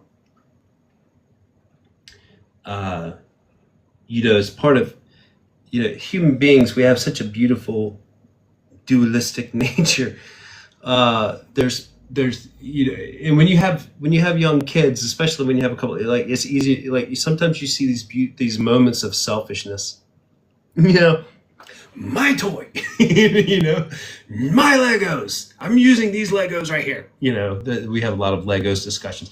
Got a basketball goal, bought 4 basketballs. So my 4 kids would not argue over basketball. They still argue over the freaking basketballs. Okay, so there's these moments of selfishness. But when you really begin to watch these other moments of giving, and like I said, not about money, all right? A lot of times when people in our position say giving, people are like, "Oh, see, I knew it was all about money." No, I'm not. I'm not talking about money. I'm talking about resources like time, effort, just a love, a tap. What changed my life? I'll keep this one short. Gratitude. I had this corporate job for a while. 2000. I had this 100% commission sales job. I was making tons of money. Like I said, we were getting ready to buy a new house. This is right before we moved to Wales. We were looking at buying a house on the beach. I was making great money. And it was a 100% commission job. And I had this great relationship with the Lord and like all this stuff. I was doing my wife's worship pastor in the morning, but I was having these crippling panic attacks because at that time we had a little girl and we had a boy on the way, and I was working this 100% commission sales job, and I was good at it. I was really good at it. I never had a month where I never hit quote. But like I was getting so beat up with worry and fear that I would literally have like full on panic attacks, like hiding under the kitchen table, can't get out from underneath the kitchen table, hiding like hiding underneath my office desk, just like crippled with fear. I was a 36, 37, 38-year-old man, like with this crippling fear that I was not going to be able to put food on the table. And there was always more than enough. But I had this horrific fear that I wasn't going to be enough, that I was going to let my new family down. And a lot of that stuff was tied, I kind of told you my story earlier. It was tied to my youth, the younger years of my life. And those fears, but I was just crippled with fear. And, there's a lot of stuff about thankfulness in the Bible, but I saw it, enter his gates with thanksgiving, enter his gates with praise. And I was like, I want to live in the courts of the Lord, the courts of heaven. That's where I am. That's where I am. That's where I'm seated, right? I'm seated with Christ in heavenly places. So my natural state is heaven. That's where I am. I'm seated with Christ in heavenly places. Not one place, places. I'm in multiple places. I'm a multi-dimensional being, seated. My spirit is seated in different places in heaven. And anywhere Christ is, I'm seated in Christ. And anywhere I am, he's in me. So even though I'm going through this crippling anxiety, I made the decision, that's the place I live from. That's the true reality. This is finite, but I'm an infinite being, and I'm already seated with Christ. And as I'm seated with Christ in heavenly places, this finite life is reality, but it's a secondary reality to my primary reality. And even in my primary reality in heavenly places, and I point up, even though it's all around, I'm all of these other people. Like I said, I'm a mystic at heart. So if that is my reality, what am I grateful for? And so I took this journal. No, I think it's in the other room. And every day I woke up and I wrote 3 things I was grateful for in the morning. And at night, I wrote down 3 things I was grateful for at night. But the catch is, I could never write the same thing exactly twice. So it trained me to look for gratitude even in the mess. It trained me to be grateful even in the pain. It trained me to be thankful even when things didn't seem like they were going right. Even like when it seemed everything was going wrong, I could find moments in every single day that were precious, that meant something to me, and established my identity as a citizen of heaven first. And when I started doing that, and I was just filling up journals, man, because soon I couldn't stop at just 3. I had to keep writing, and I had to keep writing and writing and writing and writing. And in that, that's where I really truly began to encounter Yeshua, to encounter Yahweh and the Ruach, and to encounter heavenly beings, and to encounter like to feel the expression of heaven in my daily life. And so for me, when I tell people, like, how can they encounter God? Gratitude, gratefulness. Jesus was eternally grateful and thankful. Even when he begged for the burden to be lifted, he turned his eyes and he set his face like flint for the joy that was set before him. So even in that horrific moment where he's literally like bleeding because he's like, so tensed about what's to come, he found beauty and thankfulness. So that is where, looking back, everything really shifted, and that was in 2017. And that is when the dreams came, and that's when all of this other stuff started opening up. So yeah, that's where I encounter him the most, in the gratitude and the thankfulness. Every prayer I ever start with my kids, my wife, our dinner table, we have a Friday night tradition where I bless all the members of our family every night, or every Friday, and just speak to them and call out their identity and who they are. It starts with that. So yeah. And in that, bro, I'm thankful for you. Thank you for this time. I've never really had this much time to just kind of go. And I just want to honor you. Dude, just sitting here and listening to me can bore somebody to tears. So I just really appreciate you providing this space. And for everyone who's watched and has joined in, for everyone who's emailed, like during this process, and I just honor you, man, and what you're doing. It's so needed. It's so important. It's so brilliant to pull together these groups of people, that who just keep the main thing.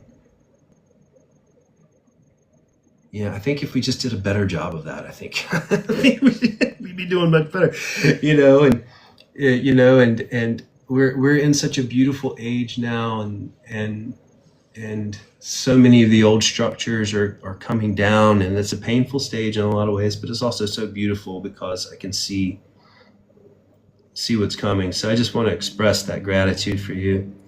I really appreciate it.